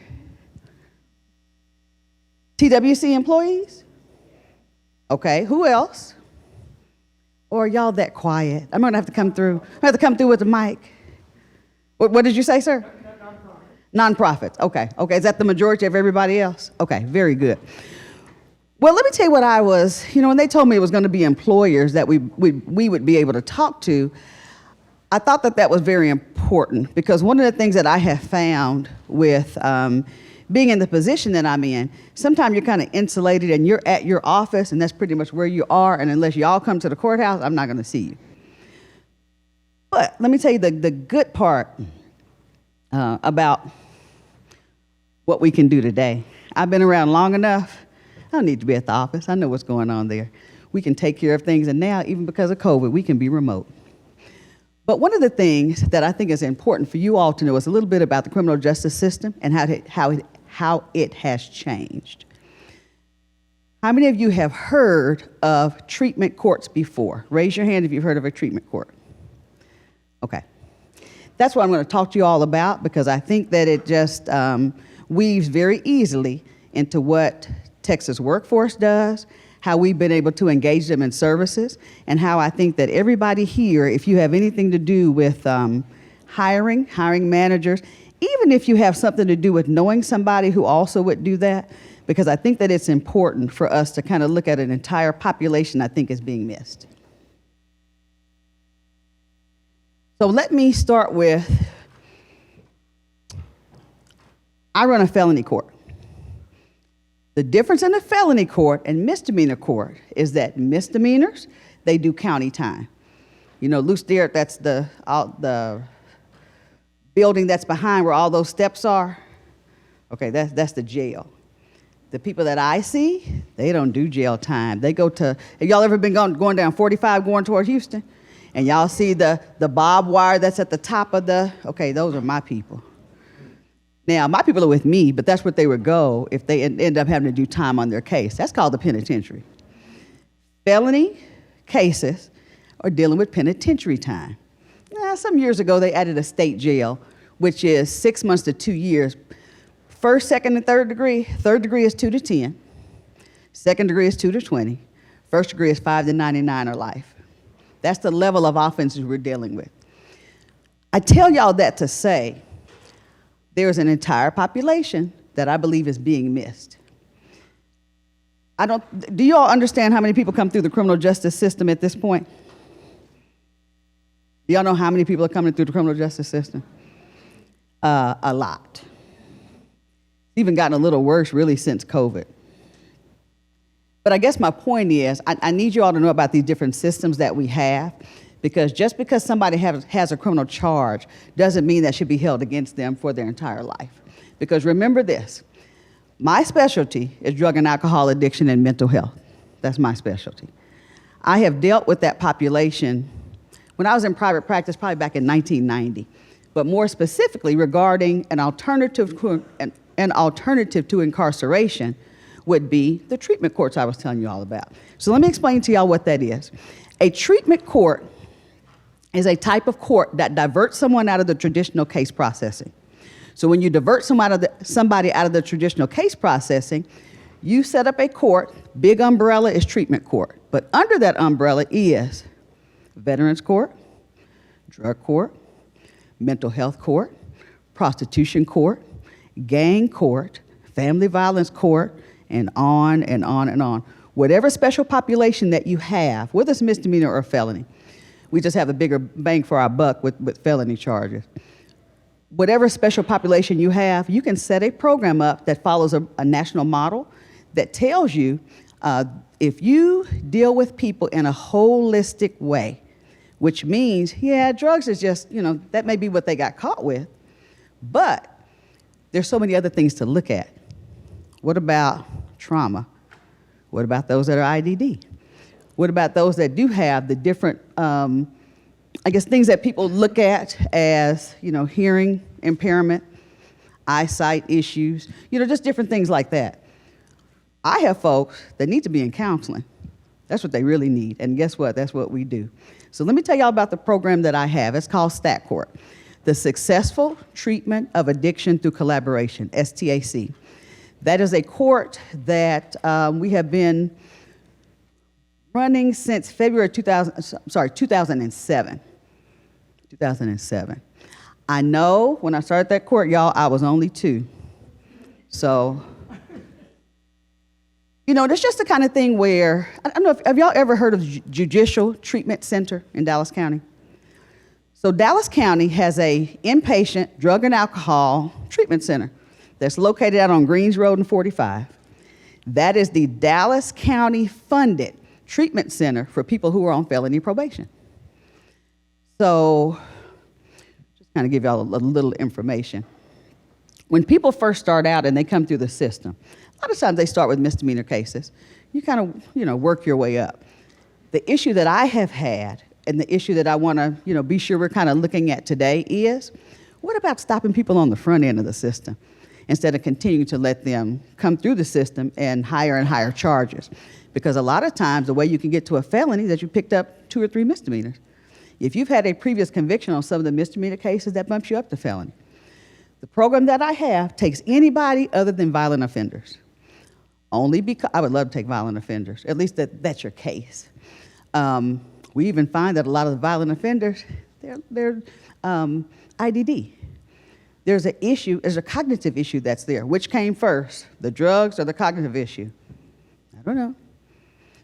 But my point is this: if we could take some time to work with the individuals that we have that have worked the program, that have been through rehab, that have job training through Texas Workforce or Workforce Solutions, there's a different way we can kind of look at everybody. So let me tell you what the program looks like. They go into rehab, they come out on a Tuesday, excuse me, everybody's released on a Tuesday. On that Wednesday, they do intake with my team. Once they do intake, they're in court with me on Thursday. They're there 1 time a week for now.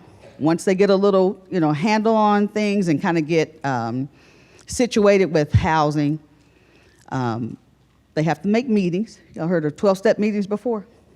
NAAA, CA, all the different ones. They have to make all of those. They have to get a sponsor. Sponsor has to have at least 5 years clean, has worked steps before, and has a sponsor of their own. Now, that's something we had to put in place because we learned early on, we don't need your friend sponsoring you. The friend that just came out of rehab with you, we don't need them sponsoring you because everybody relapsed. But what we found in Dallas County, that this was your biggest bang for your buck because a lot of people were being sent to rehab, but there was no aftercare on the back end. A lot of my guys, when I say guys, I mean women too. A lot of my guys, their issue isn't the rehab. Oh, they can do that all day long, standing on their head. What are they going to do when they get out? When you're back in your same community, with your same friends, and y'all, unfortunately, a lot of times, your same family. Because family can mess you up too. And we've got to figure out holistically, how do we work with that person to get them to make sure that you're legal, you're clean, you're accountable. Because what drug courts do, which is a specific one that STAC is, drug court holds you accountable. So one of the things that we do that's a little bit different, we work as a team. So as a part of the team, you're going to have the judge, you're going to have a defense attorney, the district attorney, the probation officer, a mental health professional, and sometimes you'll have other things.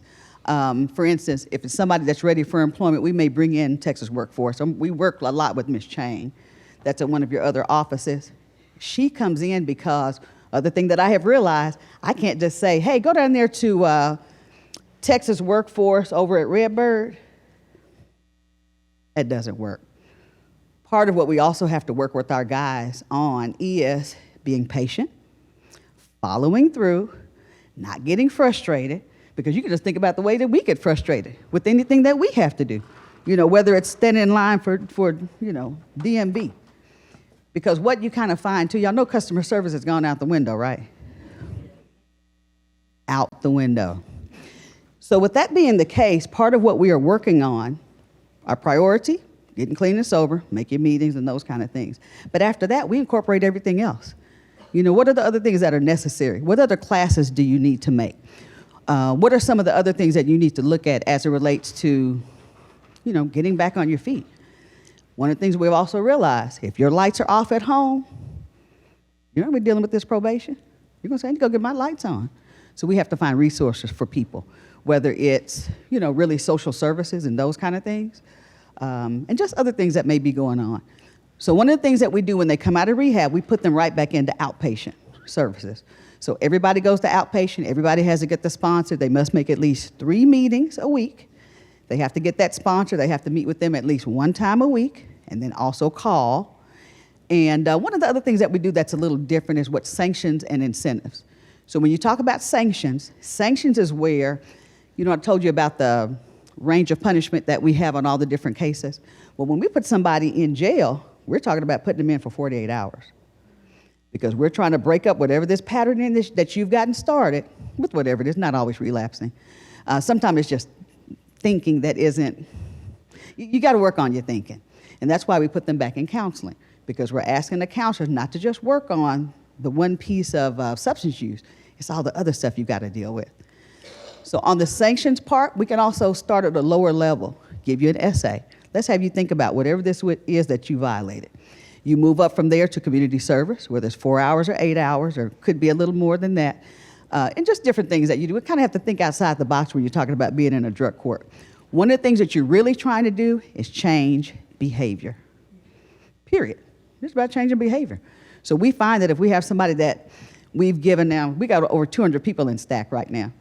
Used to have about 500, but people have found out the benefit of it, and now all the other judges want to, have programs like this too, which is fine. The issue is this, though. Once you kind of get the program started, you've got to be sure that you are following through on the things that you're asking people to do.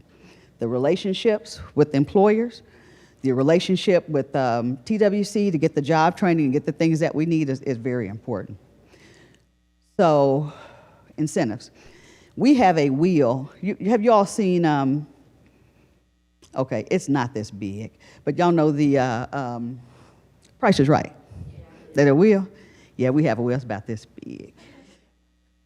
But guess what? It's kudos, it's incentives, and that's what we use. When we have somebody that's done a good job with something, thinking, working on their thinking errors, that they moved up in phase in treatment, and just so many different things it could be, we will give them, we have to give them free stuff. Y'all know I tell you I work for the county.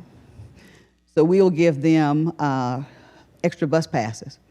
We have a raffle at the end of the month, every month. If you come in and you have not had a violation, you get to put your name in the raffle each week. There's on the wheel, you can put 3 extra entries in the raffle. You can leave court early. You can not have to come to court. Y'all know that's their favorite, right? Not want to come to court if they don't have to, because it kind of becomes repetitive. But let me tell you one of the other things that we put in place. Like when you go to court, if y'all have ever been in any kind of court setting, when your case is over, you can leave. Yeah, my people can't leave. Let me tell you why. I need this person that I'm talking to that has a violation of some kind, I need this to be an example as to what I don't want you to do. So I make sure to make a point, listen at what we're talking about and doing so the same thing doesn't happen to you, okay? And it works sometimes, sometimes not, but then I can also bring that up when that next person comes up a month from there, from that time, and have a discussion about it. Let me tell you where you all come in. So the issue that we have had, and I say it's been somewhat frustrating to try to figure out, how do I do this? Y'all won't hire any of my people. I need my folks to get a job. One of the requirements for STAC, and let me take that back, y'all do hire. One of the requirements for STAC, you can't graduate unless you have a job. And I don't mean a job down at Wendy's. That's not gonna sustain you. And in STAC, we have all kind of cases. Delivery cases, that's the folks I need to hurry up and get a job when they first get out. Sometimes those are the Wendy jobs or McDonald's or whatever kind of job you can get. Excuse me, just to get money to put in your pocket. When they're about to graduate, it's y'all kind of jobs we need. But let me tell you how this works and how I think we can help each other. That is that we are getting everybody stabilized. We have already done an assessment. We know their risk and needs. We know exactly what their criminal history is. We know everything that you all will probably ask about. By the time they get to probably about month, 6, 8, something like that. Program is a year to 18 months. Once they get to about that 6-month period of time, they're usually ready to get a job. Now, they have to be out of treatment. If they're still in treatment, no go. If they're in aftercare, that's going to free up a lot of their time. So what we are doing is, and we have partnered probably for the last 12 years with TWC. We've always had a specific caseworker that we work with. She knows what we need, or he knows what we need, because we had a few. And it's the kind of thing where if we could partner with employers, and if the employers can kind of tell us what y'all need, we've got them. Remember I was telling you all that we had over like 500-600 people in STAC. Just imagine, all of them needed a job. And even back then we required jobs. But I'm raising my standard. I don't want you all just to have some kind of job. I want you to have a job that's going to sustain you and your family, that you're going to be able to pay into the quarters. You're going to be able to, really sustain yourself without having to do anything else and work 2 or 3 jobs. So, and I cannot wait. I'm going to introduce Nikki in just a minute, but I want to tell y'all this. When you talk about individuals coming through, one of the things that we're looking at them doing is just getting back on their feet. Now remember, well, I guess you don't, I hadn't told y'all this, they don't always go home.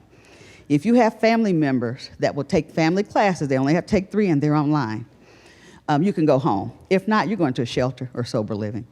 And that's because we're trying our best to know who it is you're going back here with. What was their role in you picking up that case? A lot of them, y'all too, are here on probation violations. But I also have found they're not getting what they need when they're initially put on probation. Because some of the stuff we don't know until we have supervised them and tested them with UAs and that kind of thing. So when you're getting toward the back end and about to graduate and all that, we're going to do a couple of things. Number one, what kind of job are you interested in? We send you to Texas Workforce, to Workforce Solutions, and do an assessment. Or at least they discuss with you what you want. We have also had them do what's called a liaison. I don't know what y'all officially call it. We have a job liaison because we kind of figured out early on we need somebody to talk about life skills with our guys. To work on time, making sure that you are dressed appropriately. You got to talk about conflict resolution, just different things like that. So once they are with an employer, that employer still has an opportunity to talk back to that liaison. Or if they're still with us, y'all can talk to us. Let me tell you how it works when y'all talk to us. We have staffing every day before court. Maybe about an hour, hour and a half beforehand, where we discuss everybody we're going to see. If they're doing great, fine. Give them an extra spin on the wheel. Let them go early. Just different things that you can do.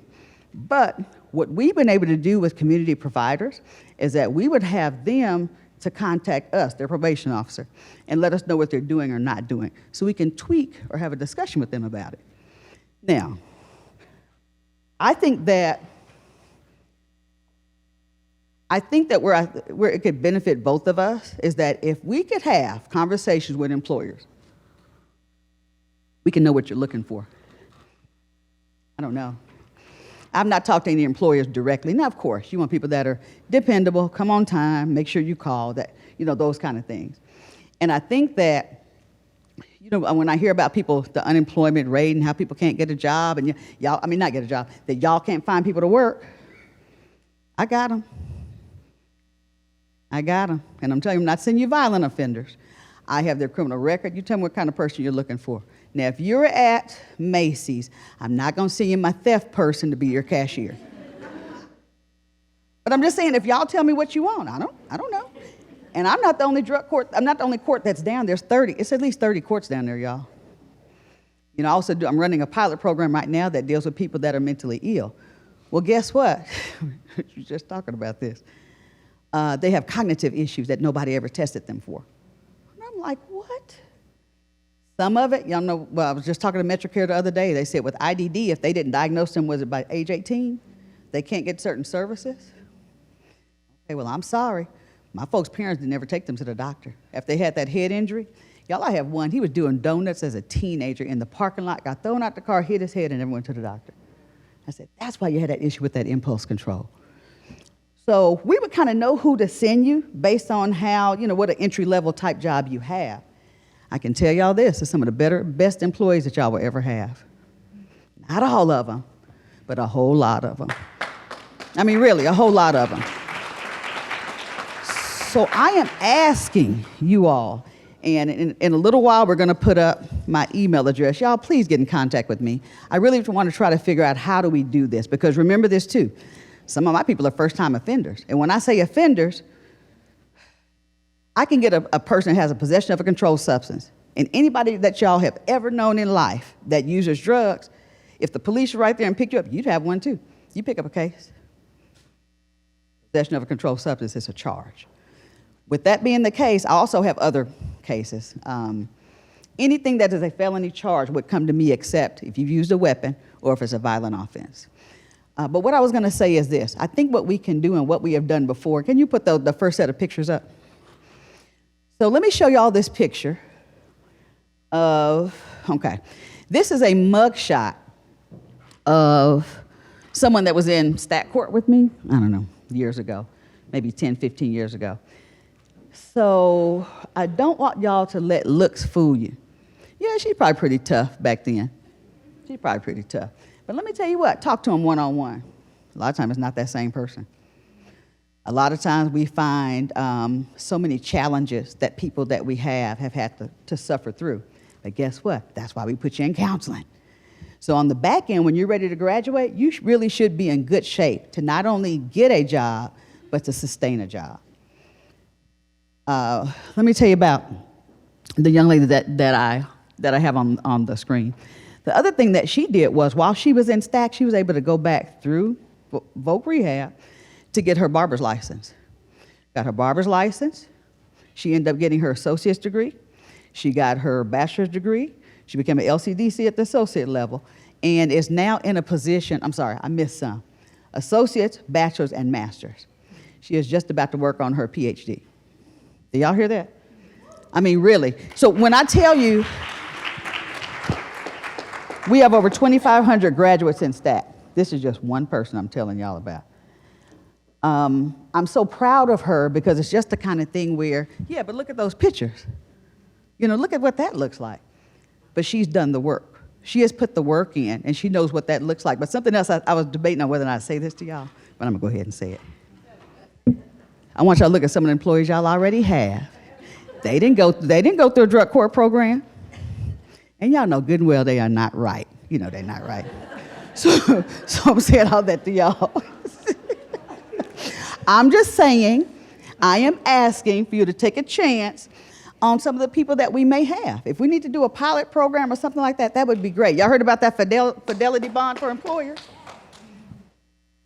That fidelity bond. And we'll still work with you. If y'all hire them while they're still in STAC, they're still coming to court. They may only come to court once every 2 weeks or once a month, but we have them. And if there's a violation with you, it's a violation with us. And guess what? They're still on probation. A lot of times, by the time they get off probation, we let them off by the time they graduate from STAC, we let them off probation. So they're just ready to live life, you know. So I just want to, and just finish, would y'all please let me know what questions y'all have? But I want to introduce someone to you who is sitting behind me. Will you put the other picture up? This is Miss Nikki Prince. This is who was on the mug shots and the photos there.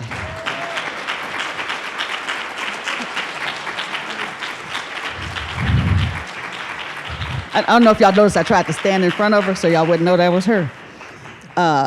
Nikki now works for Health and Human Services. Do y'all hear that? I mean, I'm just telling you, it's just so wonderful to hear good stories like that. But let me pass over to Nikki, then I'll come back. All right, thank you, Judge. Oh, I got kind of nervous. So my name is Nikki Prince, and I am a woman in long-term recovery. Let me say it again. Okay. I really think that y'all may not have understood what that means to me and to the community that I now live in. I'm a person in long-term recovery from substance use concerns, mental health concerns, gang affiliation, jail, prison, and also in recovery from my own thinking. Let's start there. All right. And because of my recovery today, I am the best version of Nikki that I've ever been, even before the drugs, right? My wife is supporting me out in the crowd, and I'm glad she's here.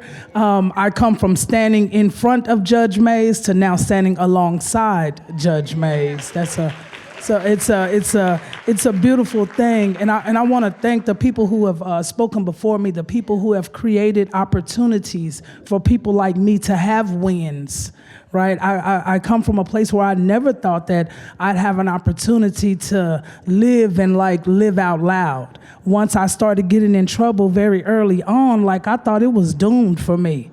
I remember getting out of jail as a youngster thinking, now what I'm gonna do? Now where I'm gonna work? Now what do I do? And knowing that if you don't have money, you can't live, I resorted back to my old behaviors, which again got me another jail sentence. And again, I get out resorting back to those same behaviors, not knowing where to turn, not knowing what job to go to, not knowing what to do. And it becomes just an evolving cycle of life, living in and out of jail and addiction. And I realized, right, I said, so this is a disability conference. How am I disabled?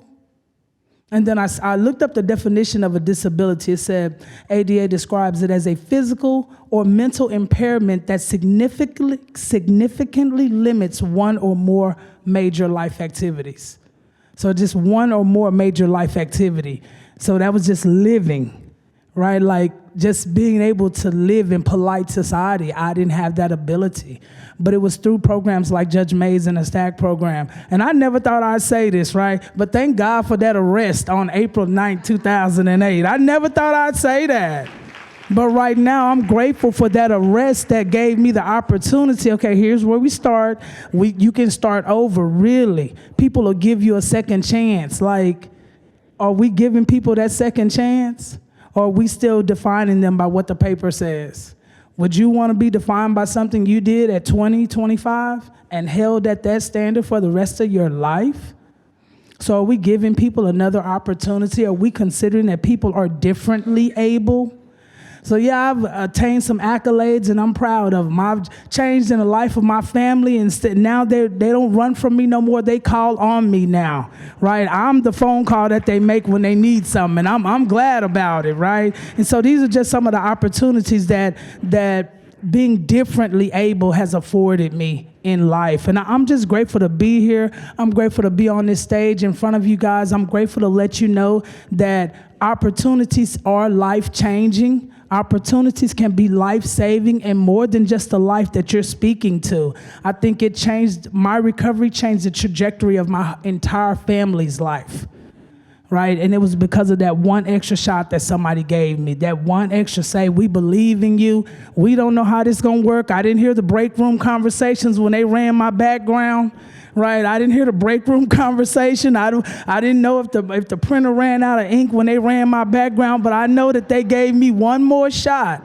And it was because of that one more shot, that one more chance that I'm standing with you today. And so now I work for the state of Texas, right? My aunt, rest in soul, she said, well, Nikki, you working for the state of Texas again? I said, I never worked for the state of Texas.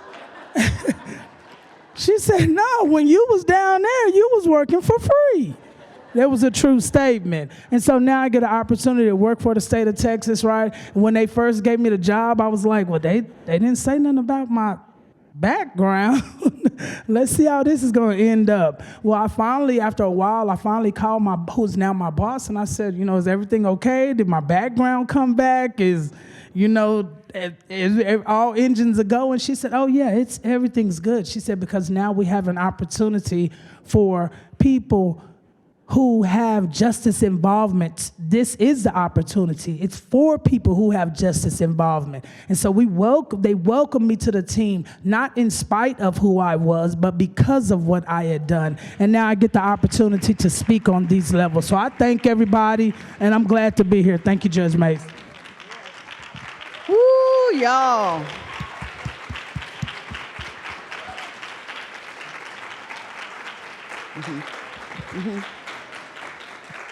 Wait. And you know what else? We haven't really given a point of reference. What year? 2008. 2008 to come in the program, graduated in 2009, been doing great ever since. And guess what? All through voc rehab. All of her school, the barber, all educational areas through voc rehab. So I'm telling y'all, there is a place for so many of the folks that we have. I would like to also, so we're going to take questions, so hold on, don't go. I want to see what questions that y'all have, because one of the things that I guess have kind of thought about is, are y'all scared of my people? Is that what it is? Just look around in your family. You got them too. They're around. They're around. Yeah, you may not fool with them, but they're around. And guess what else too? A lot of folks y'all don't know about this in your family. What is it that you would ask us to provide to you to give somebody an opportunity? What about a second chance? What kinds of things are y'all looking for? What do you need us to do to develop in people? Do y'all have any feedback on that end? And do y'all have any questions for either of us? Yes. Oh, okay. Yeah, and that's what I'm trying to figure out too. Okay, so y'all tell me where. I have been doing this for so long, and you know, like I know what I know, but I don't know where y'all are. I got it. Yeah, I got it. It's a go. Are y'all able to put up the email? It's up there? Okay. There you go. Okay. Leela.mays@dallascounty.org. Y'all email me, because I promise you, I want to hear from everybody. I want y'all to tell me what's going on and what we need to do, because let me tell you what, it's a wide-ranging wide-ranging amount of people with different skill sets, different backgrounds, ages. We have everybody. They go from 17, I think the oldest I graduated was 70. You know, so I'm just telling you, there's everybody there. You just got to tell me what you need or what I need to do or what we need to work on doing. Were you saying something else, ma'am? No. Okay. What else were you going to say? Oh, okay. Okay. Anybody else, y'all? Oh, y'all? Okay. All right. Thank y'all so much for even inviting us. Appreciate it.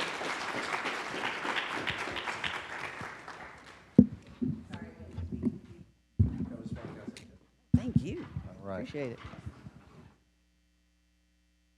Hi, this is Ron Lucy again, and I know that we're the one thing standing between you and notorious DFW 5 o'clock traffic, which starts at 2 o'clock. We have brief closing remarks from Lex Frieden, the namesake of our awards programs, and then very brief thank yous. So I'm going to ask Daniel Prado to roll Lex Frieden's closing remarks.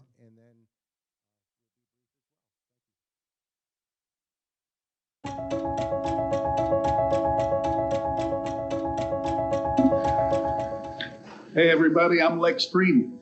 Glad to be here with you today from Houston, Texas. I'm sorry I couldn't travel to be with you up north, but I know you're having a great time, probably a good lunch, many friends to visit with and chat with, and I want to say congratulations to all the winners of the Employment Awards program this year.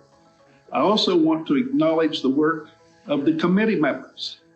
Without a good committee, all of you guys were appointed by the governor for a reason, and that is that you have the influence in your community and the knowledge and experience to help move this program forward. I want to, in addition to congratulating all you winners, I want to make a few comments about the ADA and where we are. When the ADA was passed and signed in 1990 by President George Bush, it was a landmark piece of legislation. It affected everyone's lives, people with disabilities and family members in particular, but it affected our whole society.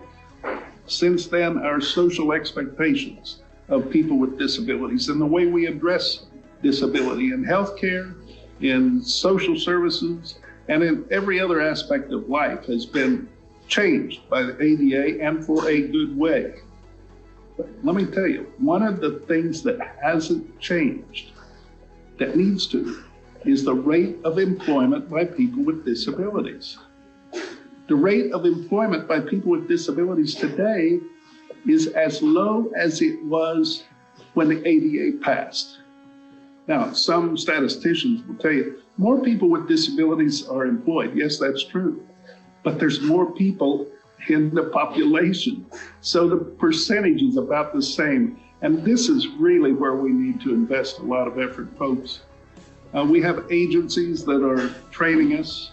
We have universities and schools that are providing accommodations for us. We need to use the benefit of those provisions.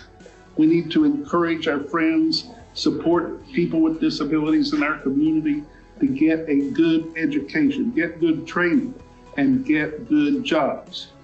Now, one of the reasons that's been speculated about why we don't have more people with disabilities employed is discrimination, the big D.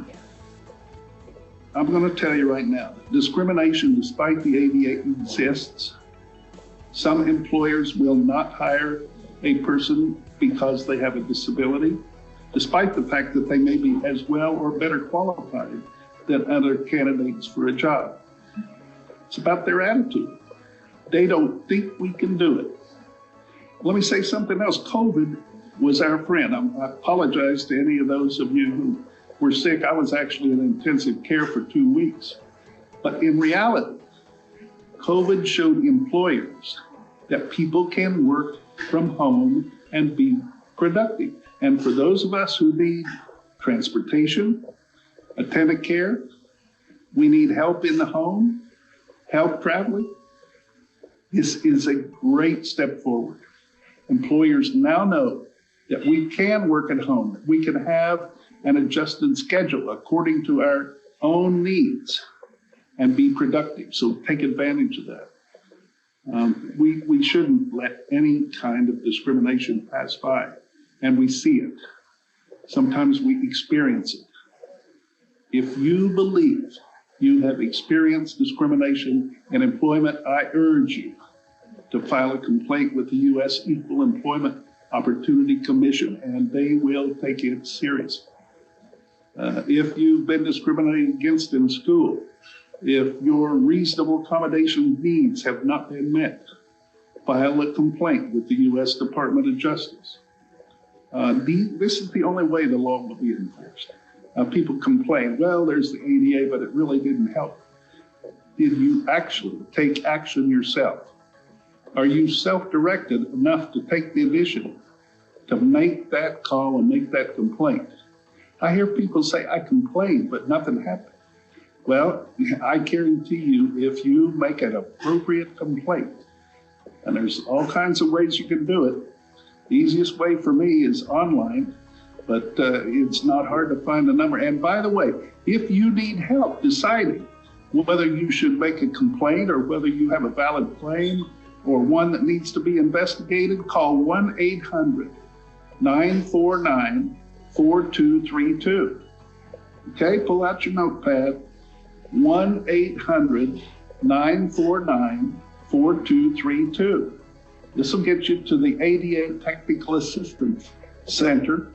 You can use that number anywhere in the United States, but in Texas, it'll get you to my colleagues here in Houston, who will listen to your issues, and to the extent that they are able to, they will advise you of what your possibilities are, what your reaction might be, what action you can take. And here's another tip. It doesn't have to be you. If you have a colleague, a friend, who is discriminated against and it's apparent, you can file the complaint. You don't have to be the affected party to make a complaint. If you see something, say something. If you see a restaurant that doesn't have any parking spaces, if you go to a building that doesn't have accessible bathrooms, if you go to a public meeting and they don't have interpreters, if you're trying to get a Braille menu and they don't have it in the restaurant. I mean, whatever it is, if you see it there, it doesn't have to affect you. Make a complaint. And, you know, who knows how many people you're helping when you do that. We need to be self-advocates, but we need to advocate for our community at large. And we do that simply by filing complaints.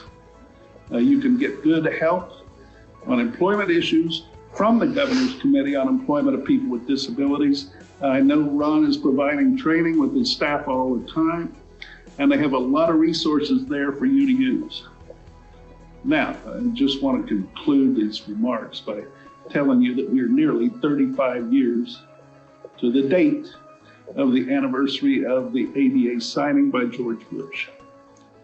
I know President Bush is not with us, But if he were, he would tell you, get ready for a big celebration next July 26th. You guys need to be planning, working together, doing things in each community to enlighten your neighbors, enlighten your community, and ensure that ADA reaches its full promise. Thank you all for being here today and for listening to me.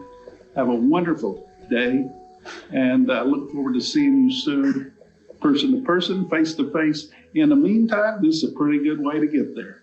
Bye-bye.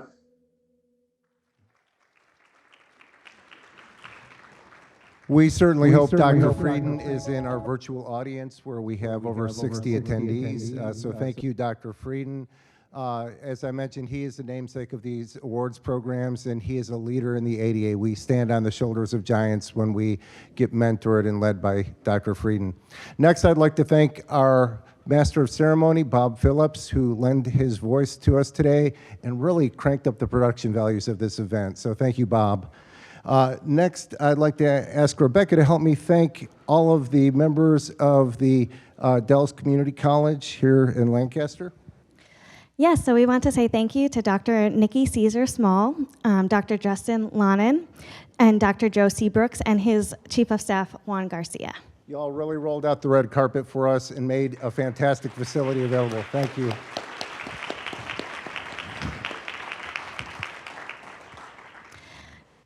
We also want to thank the Texas Workforce Commission, of course, Melinda Paninsky, Lisa Givens, Benigno Aceves, and Daniel Prado. Y'all have been amazing partners year after year, bringing your expertise and professionalism and your friendship. So we thank you for once again being a partner on this. Next, of course, the lovely Miss Texas, Miss Annette Yobo. Thank you, Miss Texas. We look forward to seeing you be Miss America very soon. And of course, we always want to thank Governor Abbott and all of the members of his committee.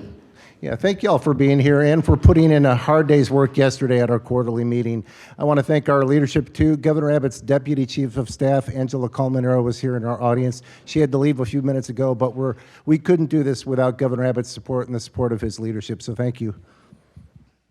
And thank you to the Dallas Commission on Disabilities. Absolutely. They helped bring the programs to us and continued to promote this event throughout the entire community. And finally, thank you to all of our speakers, including Judge Mays, Nikki Prince, Marina Guerra, and the whole panel. And then one final thank you. I'd like to call our friend Dylan Rafferty, who is just a force of nature in the DFW area. Dylan, would you please come up here?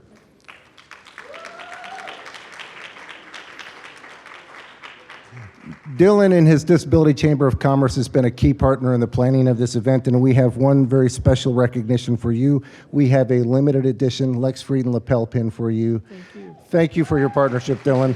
Thank you. We look forward to working with you again. Yes. All right. Safe travels to all of y'all. Thanks for coming out, and we'll see you again next year.